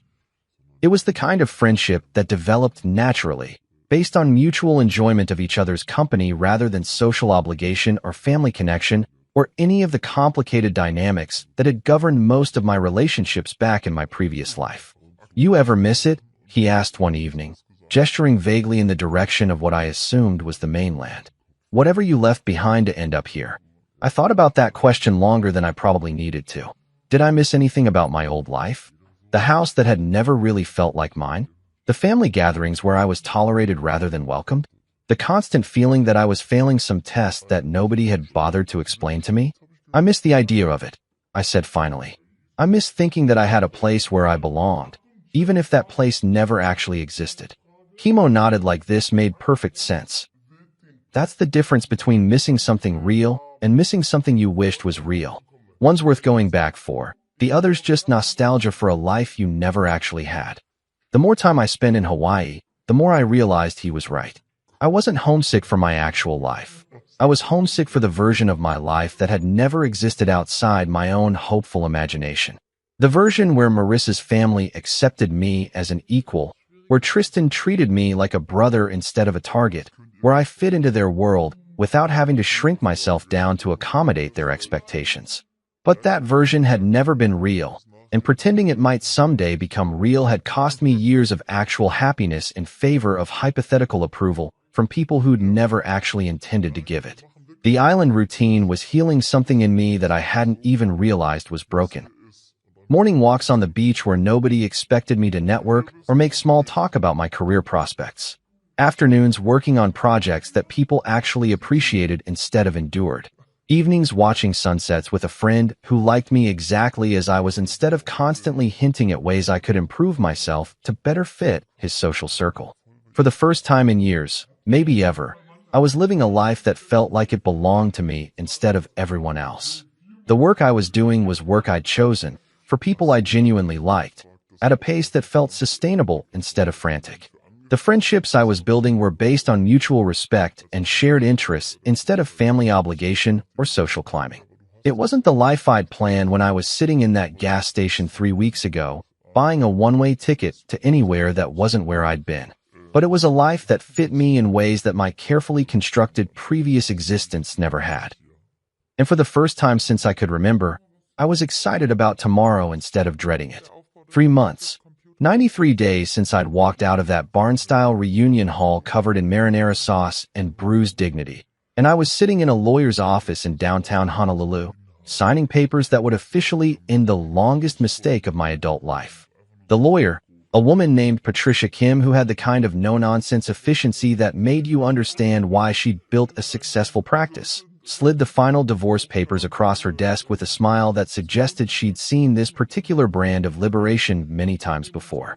"Congratulations," she said, as I signed my name on the last page. "You're officially a free man." Free man. The words hit me differently than I'd expected. Not with relief, exactly, and definitely not with regret, but with something that felt like possibility wrapped in acceptance. I was free, but more importantly, I was free by choice rather than circumstance. I'd chosen this path, step by step, decision by decision. From that first moment, I decided not to apologize for defending myself to this final signature that severed the last legal tie to a life that had never really fit. The apartment above Lonnie's surf shop had become available 2 weeks ago when the previous tenant, a yoga instructor named Rainbow, who was probably born with a much more conventional name, had decided to follow her chakras to Sedona or some other place where people took spiritual guidance from crystals seriously. Lonnie had offered me the space before it even hit the market, which was either a sign of friendship or a practical business decision based on the fact that I'd already fixed her computer system 3 times and installed a security camera that actually worked.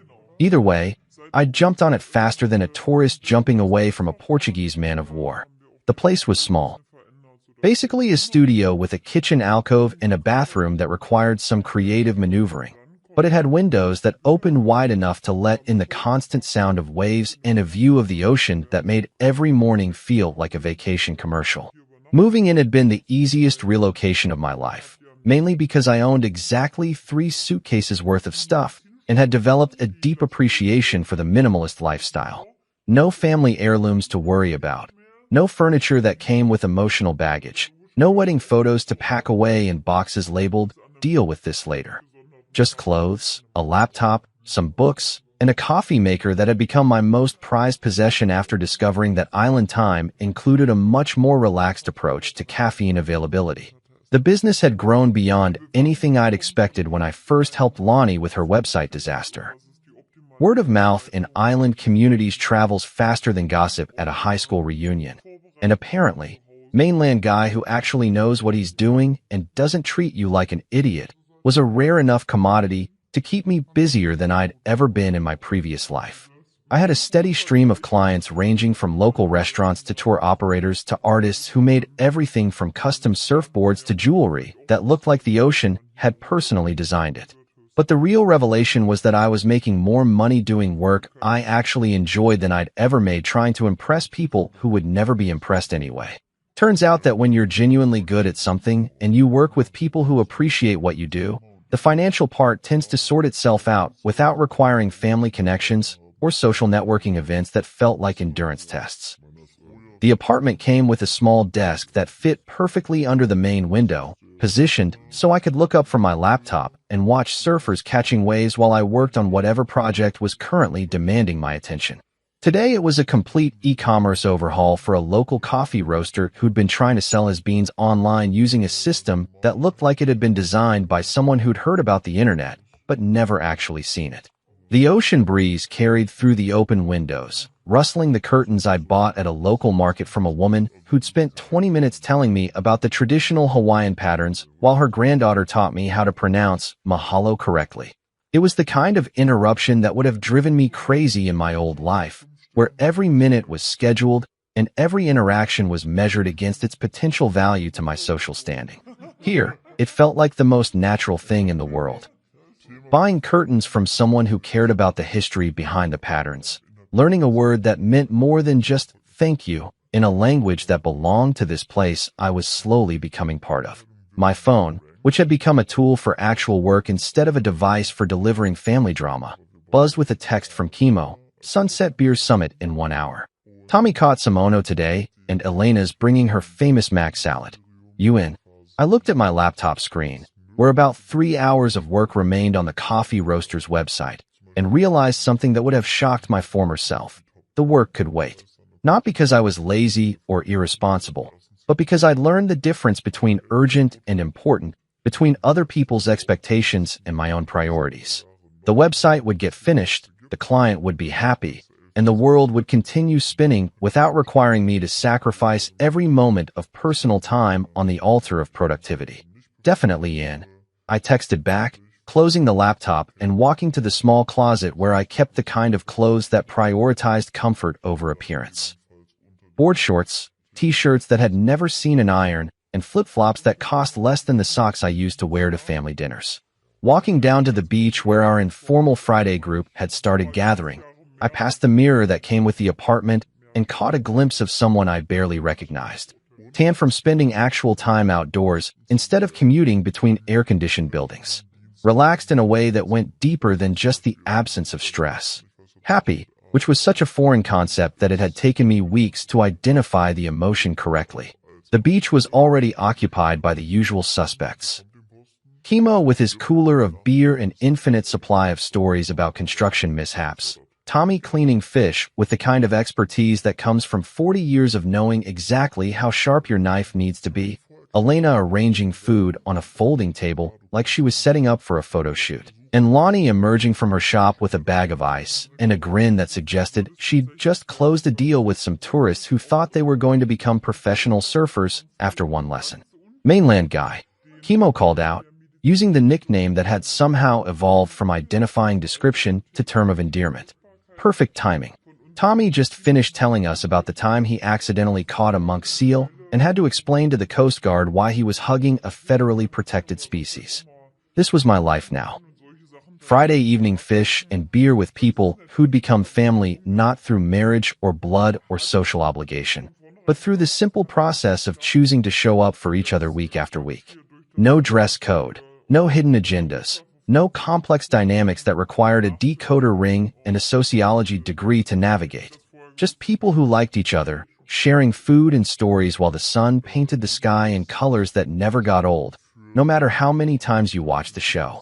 I grabbed a beer from Chemo's cooler and settled into the sand, feeling the warmth that lingered from the day's sunshine and listening to Elena describe her latest jewelry project, while Tommy argued with Lonnie about the best bait for certain types of fish and Chemo planned his next home improvement disaster. Somewhere on the mainland, my former in-laws were probably still discussing my disappearance, still trying to figure out how to spin my departure into a story that made them look like the victims. Marissa had probably moved on, found someone more suitable to the family standards, someone who understood the importance of proper behavior at social gatherings and never confused self-respect with selfishness. And for the first time since I'd known any of them, I genuinely hoped they were happy. Not because I missed them or wanted to reconcile, but because their happiness was no longer connected to mine. They could live their lives according to their values, and I could live mine according to mine, and neither of us had to apologize for the incompatibility. The sun touched the horizon, turning the ocean into a mirror that reflected possibilities I was still discovering. Tomorrow I'd finish the coffee website, start planning a new project for a local artist, maybe take Lonnie up on her offer to teach me how to surf without embarrassing myself in front of the tourists. But tonight, I was exactly where I belonged, with people who liked me exactly as I was, in a place that felt like home in ways I'd never experienced before. The spaghetti incident seemed like something that had happened to someone else in another lifetime. Not because I'd forgotten it, but because it had become the beginning of something better instead of the end of something that had never really worked anyway. Hawaii wasn't just the place I'd escaped to. It was the place I'd finally remembered who I was supposed to be all along. My name is Bryce Langston, and if there's a phrase that defines my role in the world, it's just enough. Just enough to be reliable. Just enough to be invited. Just enough to be forgotten. At 35, I've perfected the art of existing in the margins, quiet, consistent, and largely invisible. My job as a regional safety inspector for logistics firms fits that theme perfectly. I come in, audit the systems, fix the broken links, and leave without much more than a nod. No one throws parties for the safety guy. No one remembers the man who prevented disaster instead of causing one. I used to think that was fine. Then I married Kendall Hartley. The Hartleys are the kind of family you see in magazine spreads about legacy and lawn care. Country club smiles, group photos with monogram sweaters, family crests etched into Christmas cards. I wasn't raised in that world. I came from a working-class family that showed love with hands that built, lifted, repaired. And I brought that with me. When I married Kendall, I thought showing up, doing the work, and supporting her people was the way in. Maybe not into their hearts, but at least into their respect. For the last 6 years, I've been the invisible scaffolding of Kendall's family gatherings. I repaired their air conditioners in July heat. I fixed their flickering Christmas lights without needing to be asked. I hauled her sister Riley's oversized couch up 2 flights of stairs when her boyfriend flaked. I even quietly floated the cost of a surprise baby shower when Kendall's older sister Cassidy fell short on planning funds. I never mentioned it. I never asked for anything back. I figured decency had its own reward, even if it wasn't wrapped in applause. But there's something haunting about always being helpful and never being seen. I noticed it in the way Riley's laugh changed when I walked into her room. The way Kendall's mom, Eleanor, only called me when she needed something heavy moved or something technical explained. The way her dad, Howard, Mr. Hartley, would say things like, "You're not one of us, Bryce, but you're trying." I always took that as a compliment. Now I realize it wasn't. Then came the night of Mr. Hartley's retirement party. It was held at the Ridgeview Country Club, a place with granite bar tops and soft jazz that made you forget your age. I arrived early to help string lights along the railings and check that the projector was working for the slideshow Kendall's cousin had pieced together. I had even stopped at the wine distributor to pick up 2 extra cases that Kendall forgot to reorder. No one thanked me, not that I expected it. As the guests trickled in, I watched the way the family worked the room, Riley in a gold dress laughing with someone from her law firm, Cassidy showing off baby photos to a cluster of admiring friends. Kendall looked radiant, to be fair. She always knew how to dress for a statement. And me? I stood by the drink table, nodding politely, answering the occasional question about lighting or setup. I delivered a short, heartfelt toast midway through the night. Nothing flashy. Just a few lines about how Howard had built more than a career. He built a legacy. It got the right amount of claps.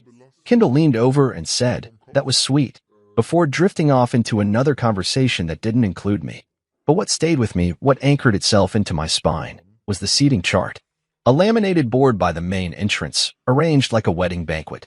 Rows of names under neat table numbers. I scanned it twice. My name wasn't there. I stood there for a moment too long, staring like it might magically appear. Then Riley's voice cut through the air behind me, something about Kendall's charity case. I turned around just in time to see her smirk fade when our eyes met. She didn't even flinch, just kept laughing with her wine glass tilted like royalty. I walked outside for air. The cold nipped at my collar, but it wasn't the weather that made me feel frozen. It was the realization that I didn't have a seat, not just at the table, but in the family. I was a placeholder, a +1 with a credit card, someone they tolerated because it was convenient. All that effort, all those weekends, all that silence I filled with service, meant nothing. I didn't yell, didn't storm out. I waited until the night ended. I helped clean up, loaded Kendall's trunk with leftover supplies, and drove home in silence while she scrolled through pictures and laughed at inside jokes I'd never be part of. That night, lying in bed next to the woman I married, I stared at the ceiling and whispered to myself, maybe they don't see you because you were never meant to be seen. But I saw them. All of them. And that was the beginning of everything changing. It was a warm evening, the kind where the sky holds on to daylight just a bit longer, reluctant to let go. We were still at the retirement party, and I was doing what I always did, hovering in the background, helping keep things running without drawing attention to myself. The lights were up, the drinks were flowing, and the air buzzed with polite laughter and polished conversation. I'd just finished giving a brief toast, nothing elaborate, just a few words to honor Mr. Hartley, who had, for all his faults, built a life his family was proud to inherit. When I sat down, Kendall leaned over and offered a quick, "That was sweet," before floating away again to mingle with someone from her father's old firm. I stayed near the back patio, a glass of sparkling water in my hand, watching the people I'd spent years trying to win over. For a moment, I felt content. I'd done my part. I'd showed up, as always. Then came the conversation about the family barbecue the next day. A tradition. A big one. It was all they could talk about.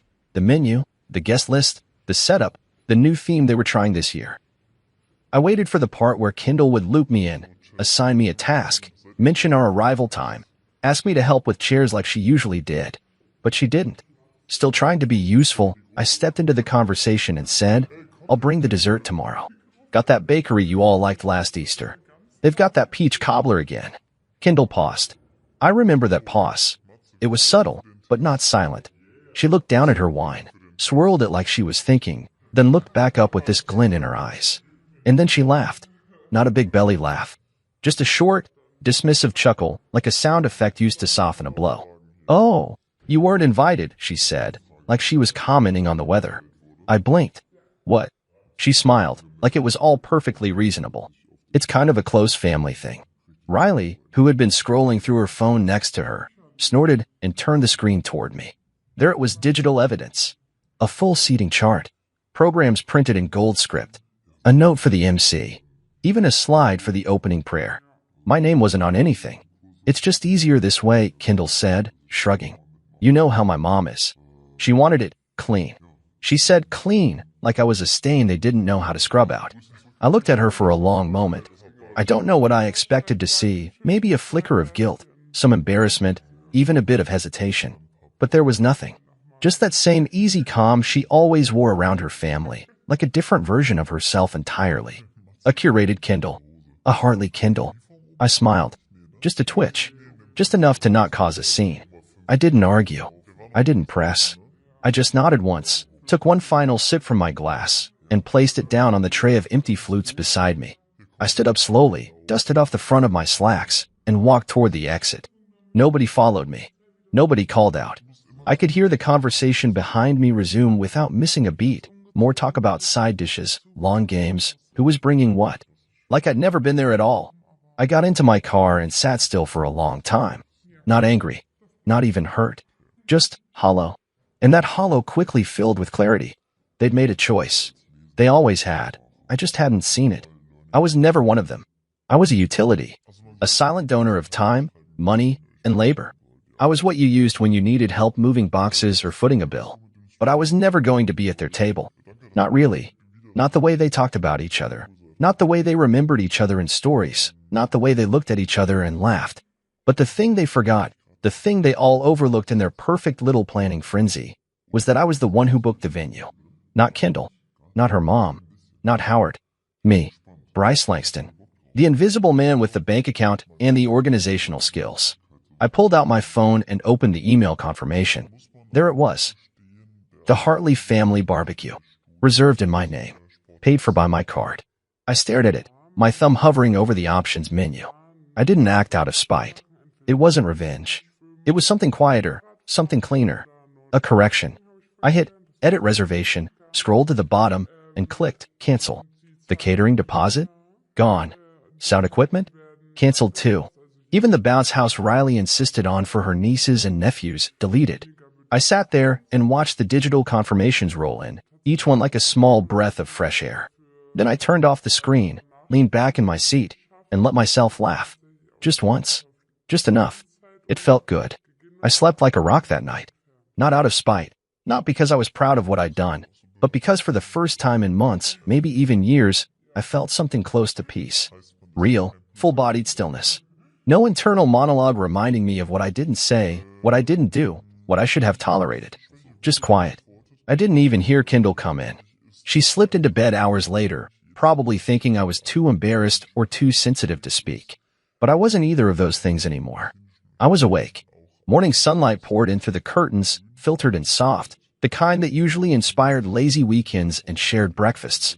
But there was no sound of bacon in the pan, no orange juice being poured, just silence and the scent of strong coffee brewing in the kitchen, made by me, as always. I sat at the counter with my mug, phone beside me, waiting. I didn't have to wait long. At 11:31 a.m., the first message came in. Kindle, Bryce. What did you do? Not good morning. Not, are you okay? Just confusion and blame, neatly wrapped in 6 words. I didn't reply. I just took a sip and refreshed the page. 5 minutes later, the second text rolled in, this time from Eleanor, Kindle's mother. Eleanor Hartley. Bryce, we are at the park and everything is gone? That one made me chuckle. Not because I was cruel, but because it was so surreal, so utterly on brand. No one called. No one thought maybe to check in on me the night before. But the moment their party plans unraveled, I was suddenly relevant again. Suddenly visible. I refreshed my messages again. More were rolling in now. Riley sent 3 a rapid fire. No greetings. No punctuation. Riley, did you seriously cancel the caterers? Riley, you're being childish. Riley, you're ruining everything. I didn't even open them all. I let them pile up, one after the other, like fallen dominoes. Kindle tried calling once. Then again, I let it ring. When the third call came, I put my phone on Do Not Disturb and turned on the TV. Some mindless home renovation show. A guy with a nail gun and a too-wide smile talking about open-concept kitchens. I wasn't angry. That was the strangest part. There was no adrenaline. No guilt. I wasn't interested in revenge. What I did was a retraction. I took my name, my money, and my energy off the table. I finally matched their actions with my own. It wasn't even about the barbecue. Not really. It was about what it represented. All those years I stood by them, hands full of tools, arms sore from lifting furniture, wallet lighter from things they never reimbursed. I wasn't family. I was a resource. A tool they dusted off when it was convenient and shoved back into the drawer when they were done. They just didn't expect the tool to have a switch. At around noon, Kindle finally came home. I heard the door open, the shuffle of her heels across the hardwood, the small gasp when she saw me calmly sipping coffee in the kitchen like nothing had happened. She didn't start with a question. She started with accusation. You humiliated us, she snapped, tossing her purse onto the couch with more force than necessary. I didn't look up from my cup. I wasn't invited. She let out a sharp breath, like I was being unreasonable. That's not how family handles things. Good thing I'm not family then, I said quietly but clearly. That stopped her. She stood there, blinking, as if I had spoken a language she didn't understand. She walked to the kitchen island, leaned both hands on the edge, and stared at me. You made a scene. No, I replied. I removed myself from yours. Her mouth opened, then closed. Like she wanted to fight, but couldn't find the words. Like she wanted to twist it back into my fault, but didn't know where to start. I stood up, rinsed my mug in the sink, and wiped it dry with the towel she always left crumpled on the counter. I didn't rush. I didn't need to. I was calm in a way that made her nervous. She tried again. Do you have any idea how that made us look? You mean the people who excluded their son-in-law from a family event and used his money to do it? I tilted my head slightly. Yeah, I think I have a pretty good idea. Her voice got lower then, more controlled. You made your point. I turned to face her fully. No, I made my boundary. That was the moment it clicked. I saw it in her eyes, the realization that something in me had shifted, that the version of Bryce who used to swallow everything and smile through it was gone, and in his place was someone she didn't know how to handle. Later that day, when I checked my phone again, the tone had shifted. A few of the messages stopped being angry and started being confused. Some were attempts to backtrack. Riley sent a passive-aggressive could have just talked to us. Eleanor left a dramatic voice memo about how she was deeply disappointed in my lack of maturity. I didn't respond. Not one word. Instead, I screenshotted the payment receipt, the one with my name, date, and confirmation number, and sent it to the family group chat. Just that. No caption. No snark. And then I muted the thread. I went back to the couch, turned the volume down low, let the fake smile on the TV host blend into the background as I leaned my head back and listened to the sound of peace. Kindle came home like a storm that forgot it was forecasted. The front door slammed hard enough to rattle the hallway mirror. I didn't flinch. I was sitting at the dining table, scrolling idly through a parts catalog for work, half listening to some slow jazz playing on my phone. She kicked off her heels, loudly, deliberately, and stood in the middle of the living room like she was deciding whether to start yelling or burst into tears. "You humiliated us," she said, voice tight, but not yet screaming. I looked up and took a sip of water. I wasn't invited. Her jaw tensed, and her fingers curled into the edge of her purse like she was squeezing a stress ball. "That's not how family handles things." "Good thing I'm not family then," I replied. Same tone, same volume. That line landed like a slap. She blinked twice, like her brain was buffering. There it was. That pause. That split second where her face cracked and tried to rearrange itself into something resembling indignation, but it didn't quite make it. "Bryce," she started, pacing now, arms flailing a little. "You canceled the entire thing. Do you know how many people had RSVP'd? We had speeches, music, lawn games. The kids were looking forward to that bounce house. Do you think this was just about you?" I leaned back in the chair, folded my arms across my chest, and said nothing.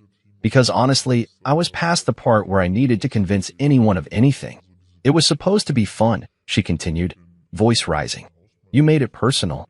"No," I said calmly. "You made it personal when you looked me in the eye and told me I wasn't invited. You didn't whisper it. You didn't pull me aside. You said it casually, like I was some neighbor asking to borrow a lawn chair." Kendall rolled her eyes. "Oh, for God's sake. Riley said it would be easier. Less awkward. We just didn't want tension. You always make things tense around my family." I narrowed my eyes slightly. Do I make things tense? Or do I just remind them that there are consequences to treating people like they're invisible? She stared at me, lips parted like she was about to respond. But she didn't. Because she knew what I said wasn't wrong. What frustrated her wasn't that I canceled the party, it was that I finally acted in a way she couldn't preempt, couldn't soften with charm, couldn't control. Her phone buzzed on. The counter. Then again. Then again. She picked it up and grimaced. Probably Riley blowing up her messages or her mother calling for the 5th time today to deliver another melodramatic lecture. She silenced it and looked back at me with a gaze that was now part desperation, part confusion. "I just don't understand," she muttered. "Why now? Why this?" I stood and walked slowly toward the kitchen, grabbed the envelope I had pulled from the drawer earlier that morning, and handed it to her. She looked at it, confused, then opened it. Inside was a printed copy of the reservation confirmation for the barbecue venue. My name at the top, my credit card listed, the deposit breakdown, the cancellation confirmation underneath it all in bold. Her face turned pale. Not because she didn't know, but because seeing it on paper made it real. "You were okay taking my money," I said softly, "but not my presence." She sat down at the edge of the couch, suddenly quiet. Her shoulders slumped, and for a moment, she looked like a little girl who had just been caught sneaking out. Except she wasn't a kid. She was a grown woman who had let her family dictate the limits of our relationship and quietly agreed to exclude me from something I paid for. Later that evening, her sister Riley tried to FaceTime me. I declined it without hesitation, then declined the second attempt. When the third one came, I blocked the number for the night. I had nothing left to explain. Eleanor left me a voice memo. 3 minutes of righteous indignation. She called me petty, immature, and clearly not ready for the gravity of family obligation. I played it once, then deleted it. She said I should be ashamed, but I wasn't. For the first time in a long time, I actually felt proud of myself. I sent her a single message in response, a screenshot of the receipt and nothing else. 10 minutes later, I saw that she read it. That was the last I heard from her that day. But what caught me off guard was the message that came a few hours after sunset. Tanner, Kendall's older brother. The one sibling who always seemed distant but not cruel. The one who rarely chimed in at family dinners and never ganged up with the others when I was the punchline. His message read, "Honestly, I don't blame you. That was messed up. You deserve better." That hit differently. It wasn't an apology on behalf of anyone. It wasn't even an offer to fix things. It was acknowledgement. And that meant more than any invitation could have. I typed out a response, paused, then deleted it. Instead, I just liked the message. That was enough. The rest of the night was quiet. Kendall retreated to the bedroom. I stayed in the living room, lights dim, the sound of the ceiling fan humming in rhythm with my thoughts. I didn't feel victorious. I felt resolved. Some fires don't need a spark. They start in silence, in slow dismissals, in subtle exclusions. And sometimes, the only way to put them out is to walk away from the smoke. The silence settled into the house like dust, soft, steady, and impossible to ignore. Kendall didn't speak to me for 2 days. Not one word. No yelling. No apologies. No quiet attempts to mend what she knew was broken. She moved through the house like a ghost with unfinished business, slamming drawers, shutting doors too hard, thudding her heels across the floor with unnecessary force. Each sound was a performance, not of anger, but of injured pride. She didn't want to fix what happened. She wanted to punish me for not letting it go. But I didn't flinch. Not once. I woke up early, made my coffee, sat at the kitchen island, answered work emails, took a few conference calls, and watched her come and go like she was auditioning for the role of betrayed wife. The truth, though? I wasn't angry anymore. Just aware.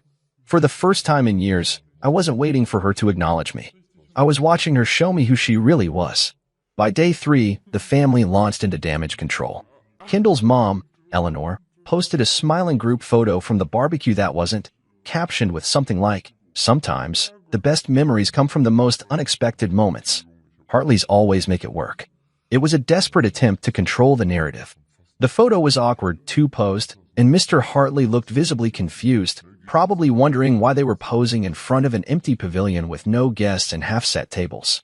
Kendall untagged me in the few photos that had my name attached, like I was a phase she was trying to erase. Riley, unsurprisingly, went full scorched earth. She unfollowed me across every social media platform, sent a few indirect tweets about energy vampires and grown men who act like children. I didn't respond. I didn't even open the apps for the rest of the day, because the thing was, I wasn't trying to win anything anymore. I had nothing to prove. I'd spent years making myself small enough to fit inside their version of family. This was the first time I had reclaimed space for myself, and the quiet that followed wasn't empty. It was restorative. That's when I realized something important. Kendall wasn't sorry for what she did. She was sorry I reacted in a way she couldn't control. She wasn't mourning a rupture in trust. She was grieving the loss of my compliance. That shook her more than anything. My silence wasn't passive. It was active resistance. The more I kept quiet, the more frantic they became. Riley sent a long text for thick paragraphs full of sarcasm disguised as concern. "I just don't understand how you could throw away everything over a little misunderstanding. You know how mom gets. You should have handled this like an adult." I read it once, laughed softly, then archived it without replying. It wasn't worth the energy. Kendall began to circle. She'd hover in the same room with me, folding laundry she normally left untouched, wiping down clean counters, asking passive questions about things she already knew. "Did you see the mail today? Did your car key fob need new batteries?" I answered only what was necessary, short, polite, detached. The more neutral I became, the more agitated she got. She wanted me to snap. She wanted to blow up. Something to justify her outrage. But I wouldn't give her that. I'd already given too much. By that Friday, the silence wasn't just between us, it was surrounding her family, too. No one from the Hartleys had reached out again, not even Mr. Hartley. Maybe they realized I wasn't budging. Maybe they were still trying to spin the story into something that made sense to them. Either way, I didn't care. I had my peace. And then the strange part happened. I started to like it. The quiet. The freedom. I went to bed without the weight of trying to decode Kendall's moods. I ate dinner without being interrupted by snide comments about my basic tastes or her family's endless string of humble brags. I sat on the balcony at night and actually tasted my coffee, really tasted it, for the first time in a long time. I didn't miss them. I didn't miss her. One night, while scrolling through old photos out of idle curiosity, I found an image from our first anniversary. We were at a small cabin in the mountains, snow in the background, fire crackling beside us, Kendall in a red sweater laughing into a cup of cider. I remember taking that photo. I remember thinking, I finally found someone who sees me. Looking at it now, I realized something else. I wasn't in the photo. I was always behind the camera, always watching her shine, always holding the frame, but never inside it. It was a small thing, but it broke something loose inside me, a truth I hadn't wanted to admit. Maybe she never really saw me at all, and maybe I'd finally stopped trying to make her. By Saturday morning, the silence had transformed from a standoff into a sanctuary. I brewed coffee, took a long shower, then pulled out my laptop and started researching short-term apartments nearby. Not because I was making a decision just yet, but because I wanted to see what life could look like, without the noise, the constant effort, the performance. Nothing makes people panic like the sound of your peace. And I was beginning to fall in love with mine. Tanner texted me on a Wednesday. "You free this Friday? I'll grill. No drama. It was the kind of message you don't expect from a brother-in-law who spent most of your marriage sitting at the edge of conversations, nodding politely but saying little. Tanner wasn't like the rest of them. Not fully. He kept his distance from the chaos, a silent observer rather than an enabler. I stared at the screen for a moment, thumb hovering, unsure what this was. A trap? A peace offering? A misstep? I typed back, sure. What time? Friday evening came with a light breeze and the kind of sky that looked like it had been painted in layers, soft orange, a hint of purple at the edges. I pulled up to Tanner's modest house on the edge of the neighborhood, nothing showy, no trimmed hedges or glowing porch lanterns. Just a driveway, 2 folding chairs in the yard, and the smell of meat already sizzling on the grill. Mira opened the door before I could knock. "Hey, Bryce," she said with a warm smile. "Come on in. Shoes off, please." June's in her no-shoe phase. Their daughter, June, 7 and small for her age, peeked around the corner with a remote control in one hand and a battered little race car in the other. "It's broken," she announced, as if it was the most urgent news of the evening. I crouched down. "Let me take a look." She handed it over like she was giving me sacred treasure. I sat on the floor with her for 10 minutes, unscrewing the battery casing, rewiring a loose connector, showing her how the antenna needed to be upright. She watched closely, eyes wide, like I was some kind of magician. "You fixed it," she shouted, racing it in uneven circles around the kitchen tile. Tanner chuckled from the backyard as I stepped outside. "Guess you still got the magic touch," he said, handing me a cold beer. "Thanks for coming, man." Mira was a little nervous you'd say no. I shrugged, taking a sip. Didn't see a reason to.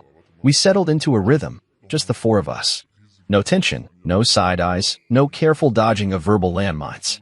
Mira played music from her phone, some acoustic playlist with just enough bass to tap your foot to, and June flitted between us with her car, offering updates like a pint-sized race commentator.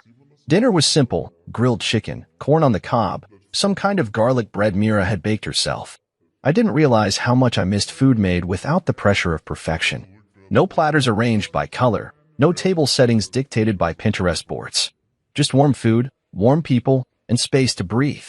Mira passed me another drink halfway through the meal and said, "Tanner said you're the only one in that family with a spine." I nearly laughed. That can't be true.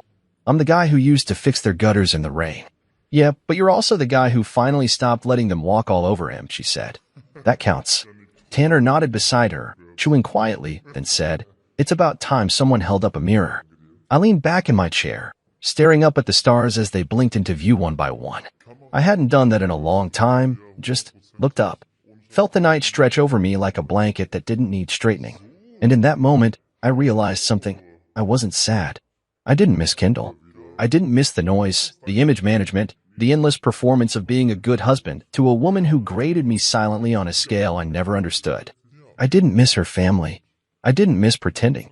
After dinner, we sat around a small fire pit in their yard. June had gone to bed, and Mira excused herself to start cleaning up. Tanner and I sat in comfortable silence until he spoke again. "They don't know how to deal with someone who doesn't beg for approval," he said. I looked over. "You mean me?" "I mean you now." "The old you?" "Maybe. But the guy who canceled the whole event because he got disrespected? That guy scares them." I chuckled. "Good." Tanner leaned forward, poking the fire with a stick. "I think they forgot you were a person. You just became part of the furniture. The guy who brings the toolbox. The guy who shows up." I nodded. "And disappears when they're done with him." He turned to me, voice quiet. "I see you, Bryce. For what it's worth." And that hit me harder than I expected. It wasn't grand. It wasn't loud. But it was real. On the drive home, I passed the Hartley house. Lights glowing on the porch. Cars lined up along the curb. Another dinner party, no doubt. Kendall's voice probably carried through the walls, perfectly rehearsed. Riley laughing like she owned the air. Eleanor probably sitting at the head of the table, orchestrating it all. I didn't slow down. I didn't roll down the window. I didn't feel bitter. Just free. It hit me then. Not every door left ajar needs to be walked through. Some are meant to stay closed. Some are meant to remind you that not all rooms are worth being in, even if the table looks pretty. And that night, for the first time in a long time, I didn't feel like a man shut out of a family. I felt like someone who finally walked out. Kindle cracked on a Tuesday morning. No warning. No build-up. Just silence over coffee until, suddenly, there wasn't.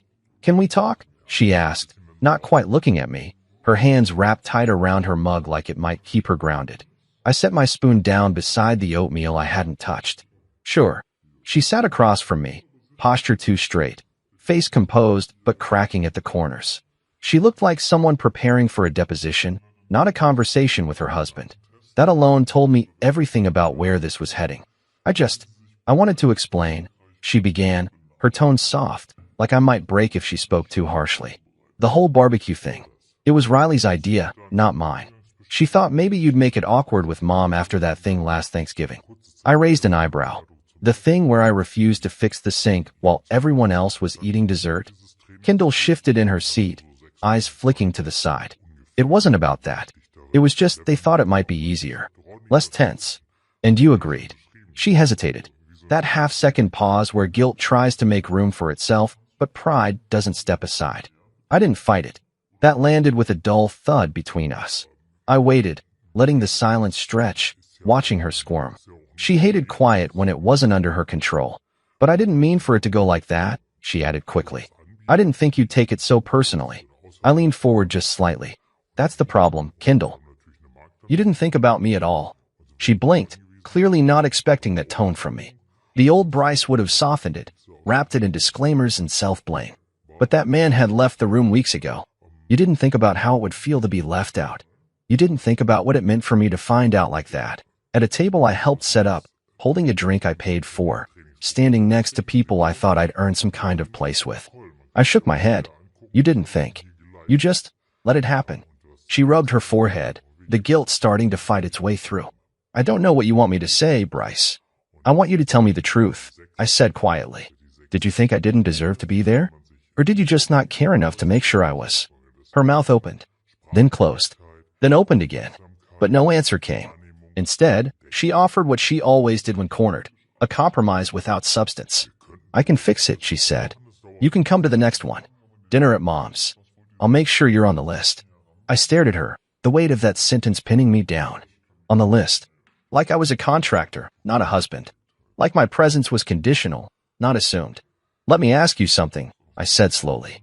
If I show up next time, am I a guest? Or a ghost? She swallowed. Hard. I don't want to be tolerated, Kendall. I want to be chosen. Her expression flickered, the mask slipping for a brief moment. She looked down, then away, like she could outrun the truth in my words. But she couldn't. It was sitting in the room with us, bold and unashamed. I pushed my chair back and stood. I wasn't angry anymore. Just done. I'm not asking to be treated like royalty, I continued. But I've spent years standing in corners, fixing things, paying for things, showing up without being seen. And if the best you can offer me now is a late invitation out of guilt, then you haven't heard a word I've said. Her voice came out smaller than I expected. So what? You're giving up? I shook my head. I already gave. And gave. And gave. What I'm doing now is walking away. I didn't storm out. I didn't slam doors. I just went into the guest room and closed the door behind me. She didn't follow. Not that night. Not the next morning. And maybe that was the clearest answer of all. That night, I lay on the spare bed, smaller, colder, but peaceful. I stared at the ceiling and thought about the moment at the barbecue party. The sound of her laugh when she told me I wasn't invited. The way her sisters smirked like I was some strange pet that wandered into the wrong room. That was the moment the thread snapped.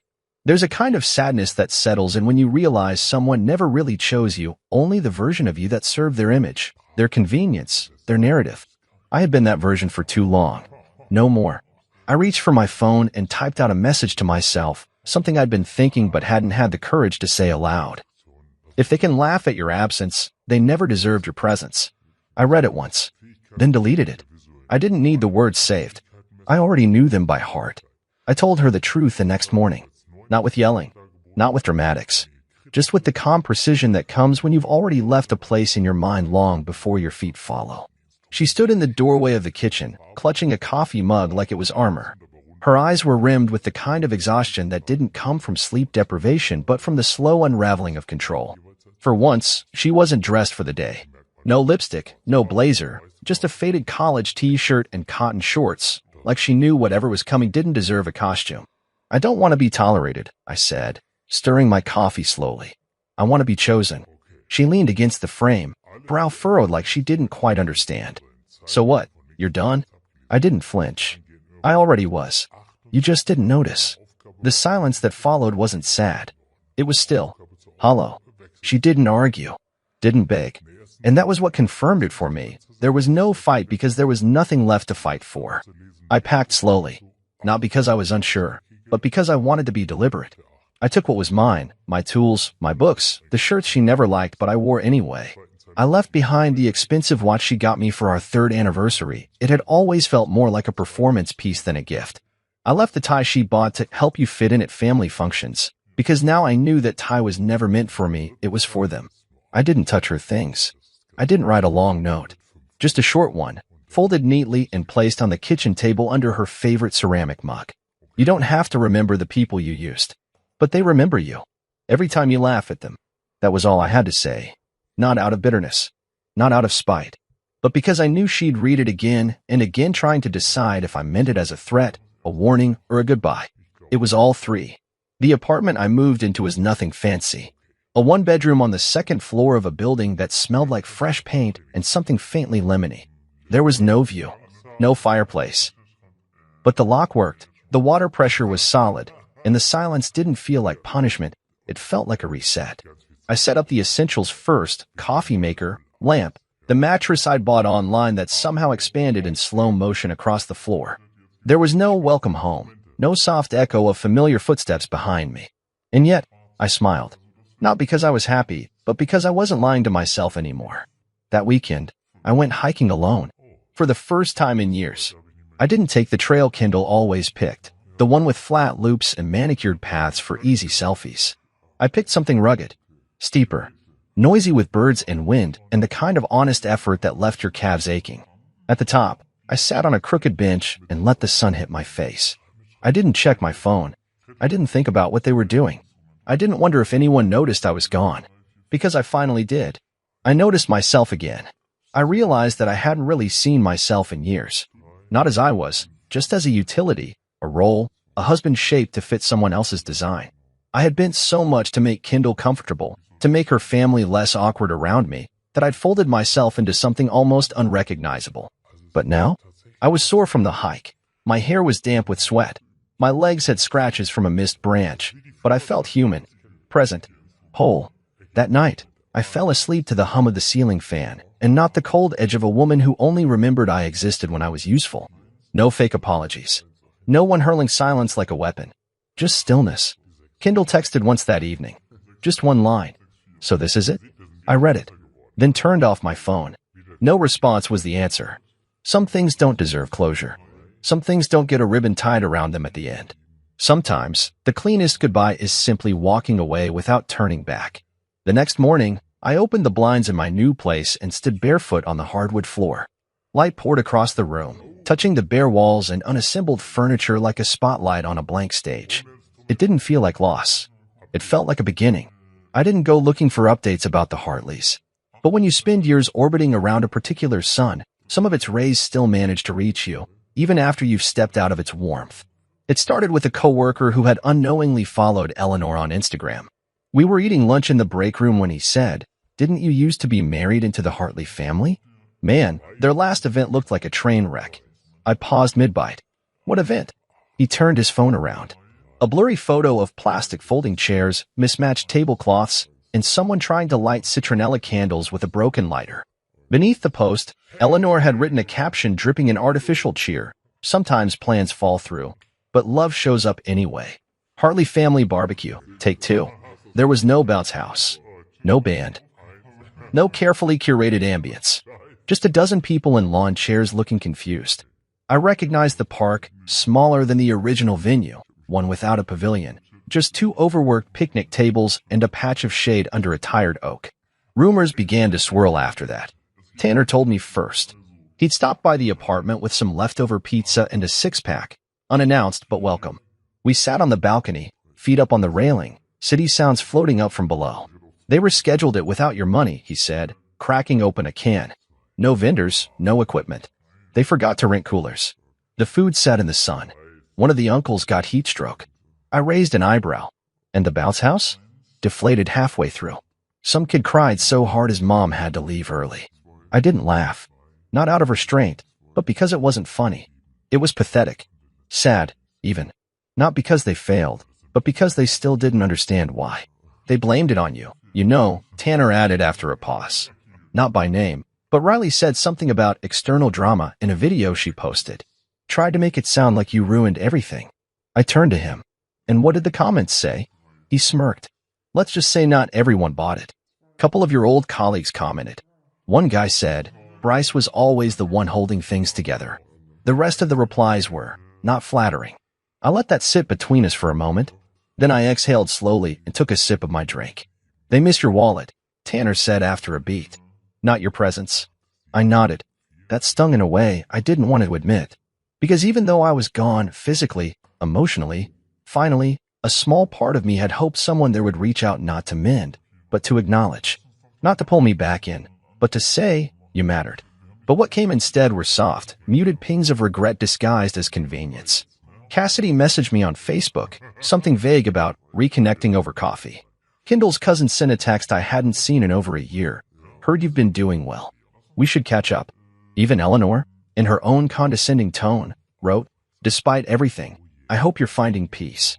We may not have seen eye to eye, but I wish you well. None of it was real. They weren't sorry. They were circling back to see if I still had something left to offer. If the door had been left ajar. But I'd shut it quietly. Locked it. Moved down the street and planted a new one. I didn't respond to any of them. Not out of vengeance. Just clarity. You don't owe people access to you simply because they finally noticed the space you used to fill. Tanner picked at the edge of his beer label. I told Mira if I ever started acting like Riley, she should smack me with a shoe. I chuckled. Just make sure it's one of those heavy-soled ones. He smiled. You know, some of them think you did this for attention. That you wanted to make a scene. I didn't want a scene, I said. I wanted respect.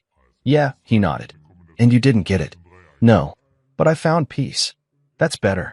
We finished our drinks in silence. City lights flickered on below like the world was slowly remembering itself. It didn't feel like I was rebuilding. It felt like I was unburdening. The next morning, I cleaned out the last of the moving boxes, tossing old receipts, expired warranties, bits of junk I'd clung to for no reason. I found an old Hartley family calendar, a thick cardstock printout from 3 Christmases ago. My name wasn't on it. Even then, I held it for a moment, then folded it twice and tossed it in the trash. That afternoon, I went for a walk downtown. The air was crisp, the sidewalks full of strangers with nothing to prove. I passed a coffee shop, paused, then walked inside. Sat by the window, ordered something I hadn't tried before. Vanilla oat latte. I pulled out a book and started reading. And for the first time in years, I wasn't scanning the room for approval. I wasn't hoping to be seen. I was just there. Fully. Finally. 6 months later, my living room smelled like barbecue sauce, vanilla candles, and something unmistakably warm, something that didn't come from a thermostat or a stovetop.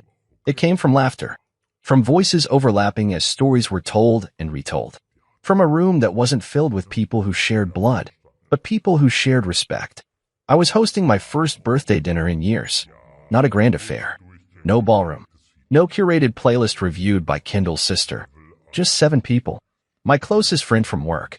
My neighbor from downstairs who once helped me carry a broken shelf up 3 flights of stairs. A guy from the auto shop who'd become an unlikely confidant. And Tanner and Mira, of course. With June, who burst through the door holding a handmade card decorated in more glitter glue than paper. For you, she shouted. It has a dinosaur in a party hat. And it did. A crooked green T-Rex with sparkly teeth and a balloon tied to its tail.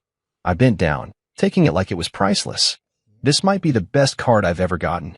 She beamed and ran off to show someone her new toy. Mira leaned in and handed me a foil-covered pan. Mac and cheese. The real kind. With 3 cheeses and no judgment. The table wasn't set with matching plates. Some of the chairs didn't belong together. I had to borrow a few from the building manager, who said, You finally throwing a party, Langston, with a wink. I didn't call it a party. I just said I was having dinner with good people. I grilled ribs. Burned the first batch a little.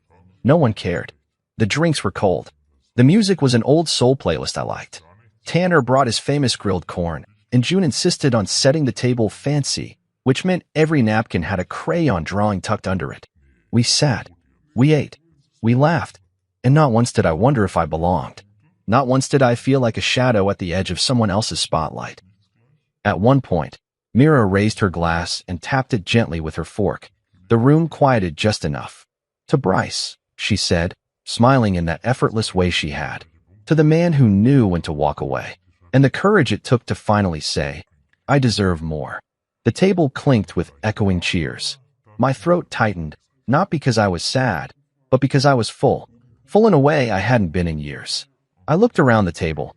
No monogrammed napkins, no family crest carved into wood, no forced smiles. Just real ones. A guy from my building leaned in, wiping barbecue sauce off his chin. "Man, you know how to host." I laughed. "That's just code for, you didn't overthink it." He grinned. "Exactly." Later that night, when most of the dishes were done and June had fallen asleep with her head on Myra's lap, Tanner joined me on the small balcony. He handed me a beer and looked out into the quiet night. "You did it," he said. "Did what?" "Built something new." I let the words sink in. Not like a compliment, but like a confirmation. Something true, something earned. "I didn't know I needed to," I said, "until I left what I thought I had." "Yeah, well," he said, cracking open his bottle. "Sometimes the family you build makes more sense than the one you married into." We sat in silence, watching the streetlights flicker and cars roll by. I thought about the old days, dinners where I was dressed right, said all the right things, paid the bill, smiled through the condescension, and went home feeling emptier than when I arrived. I thought about Kendall's laugh when she told me I wasn't invited. The smirk on Riley's face. The way I stood there, invisible in plain sight. And now here I was. A second-floor apartment. Folding chairs. Glitter glue dinosaurs. Laughter spilling from a place that felt lived in, not performed. I wasn't trying to be part of their family anymore. I'd built one of my own. Not out of defiance. Not to prove a point. But because peace is the kind of thing that doesn't shout. It hums. It moves through spaces you didn't know needed filling. And it stays.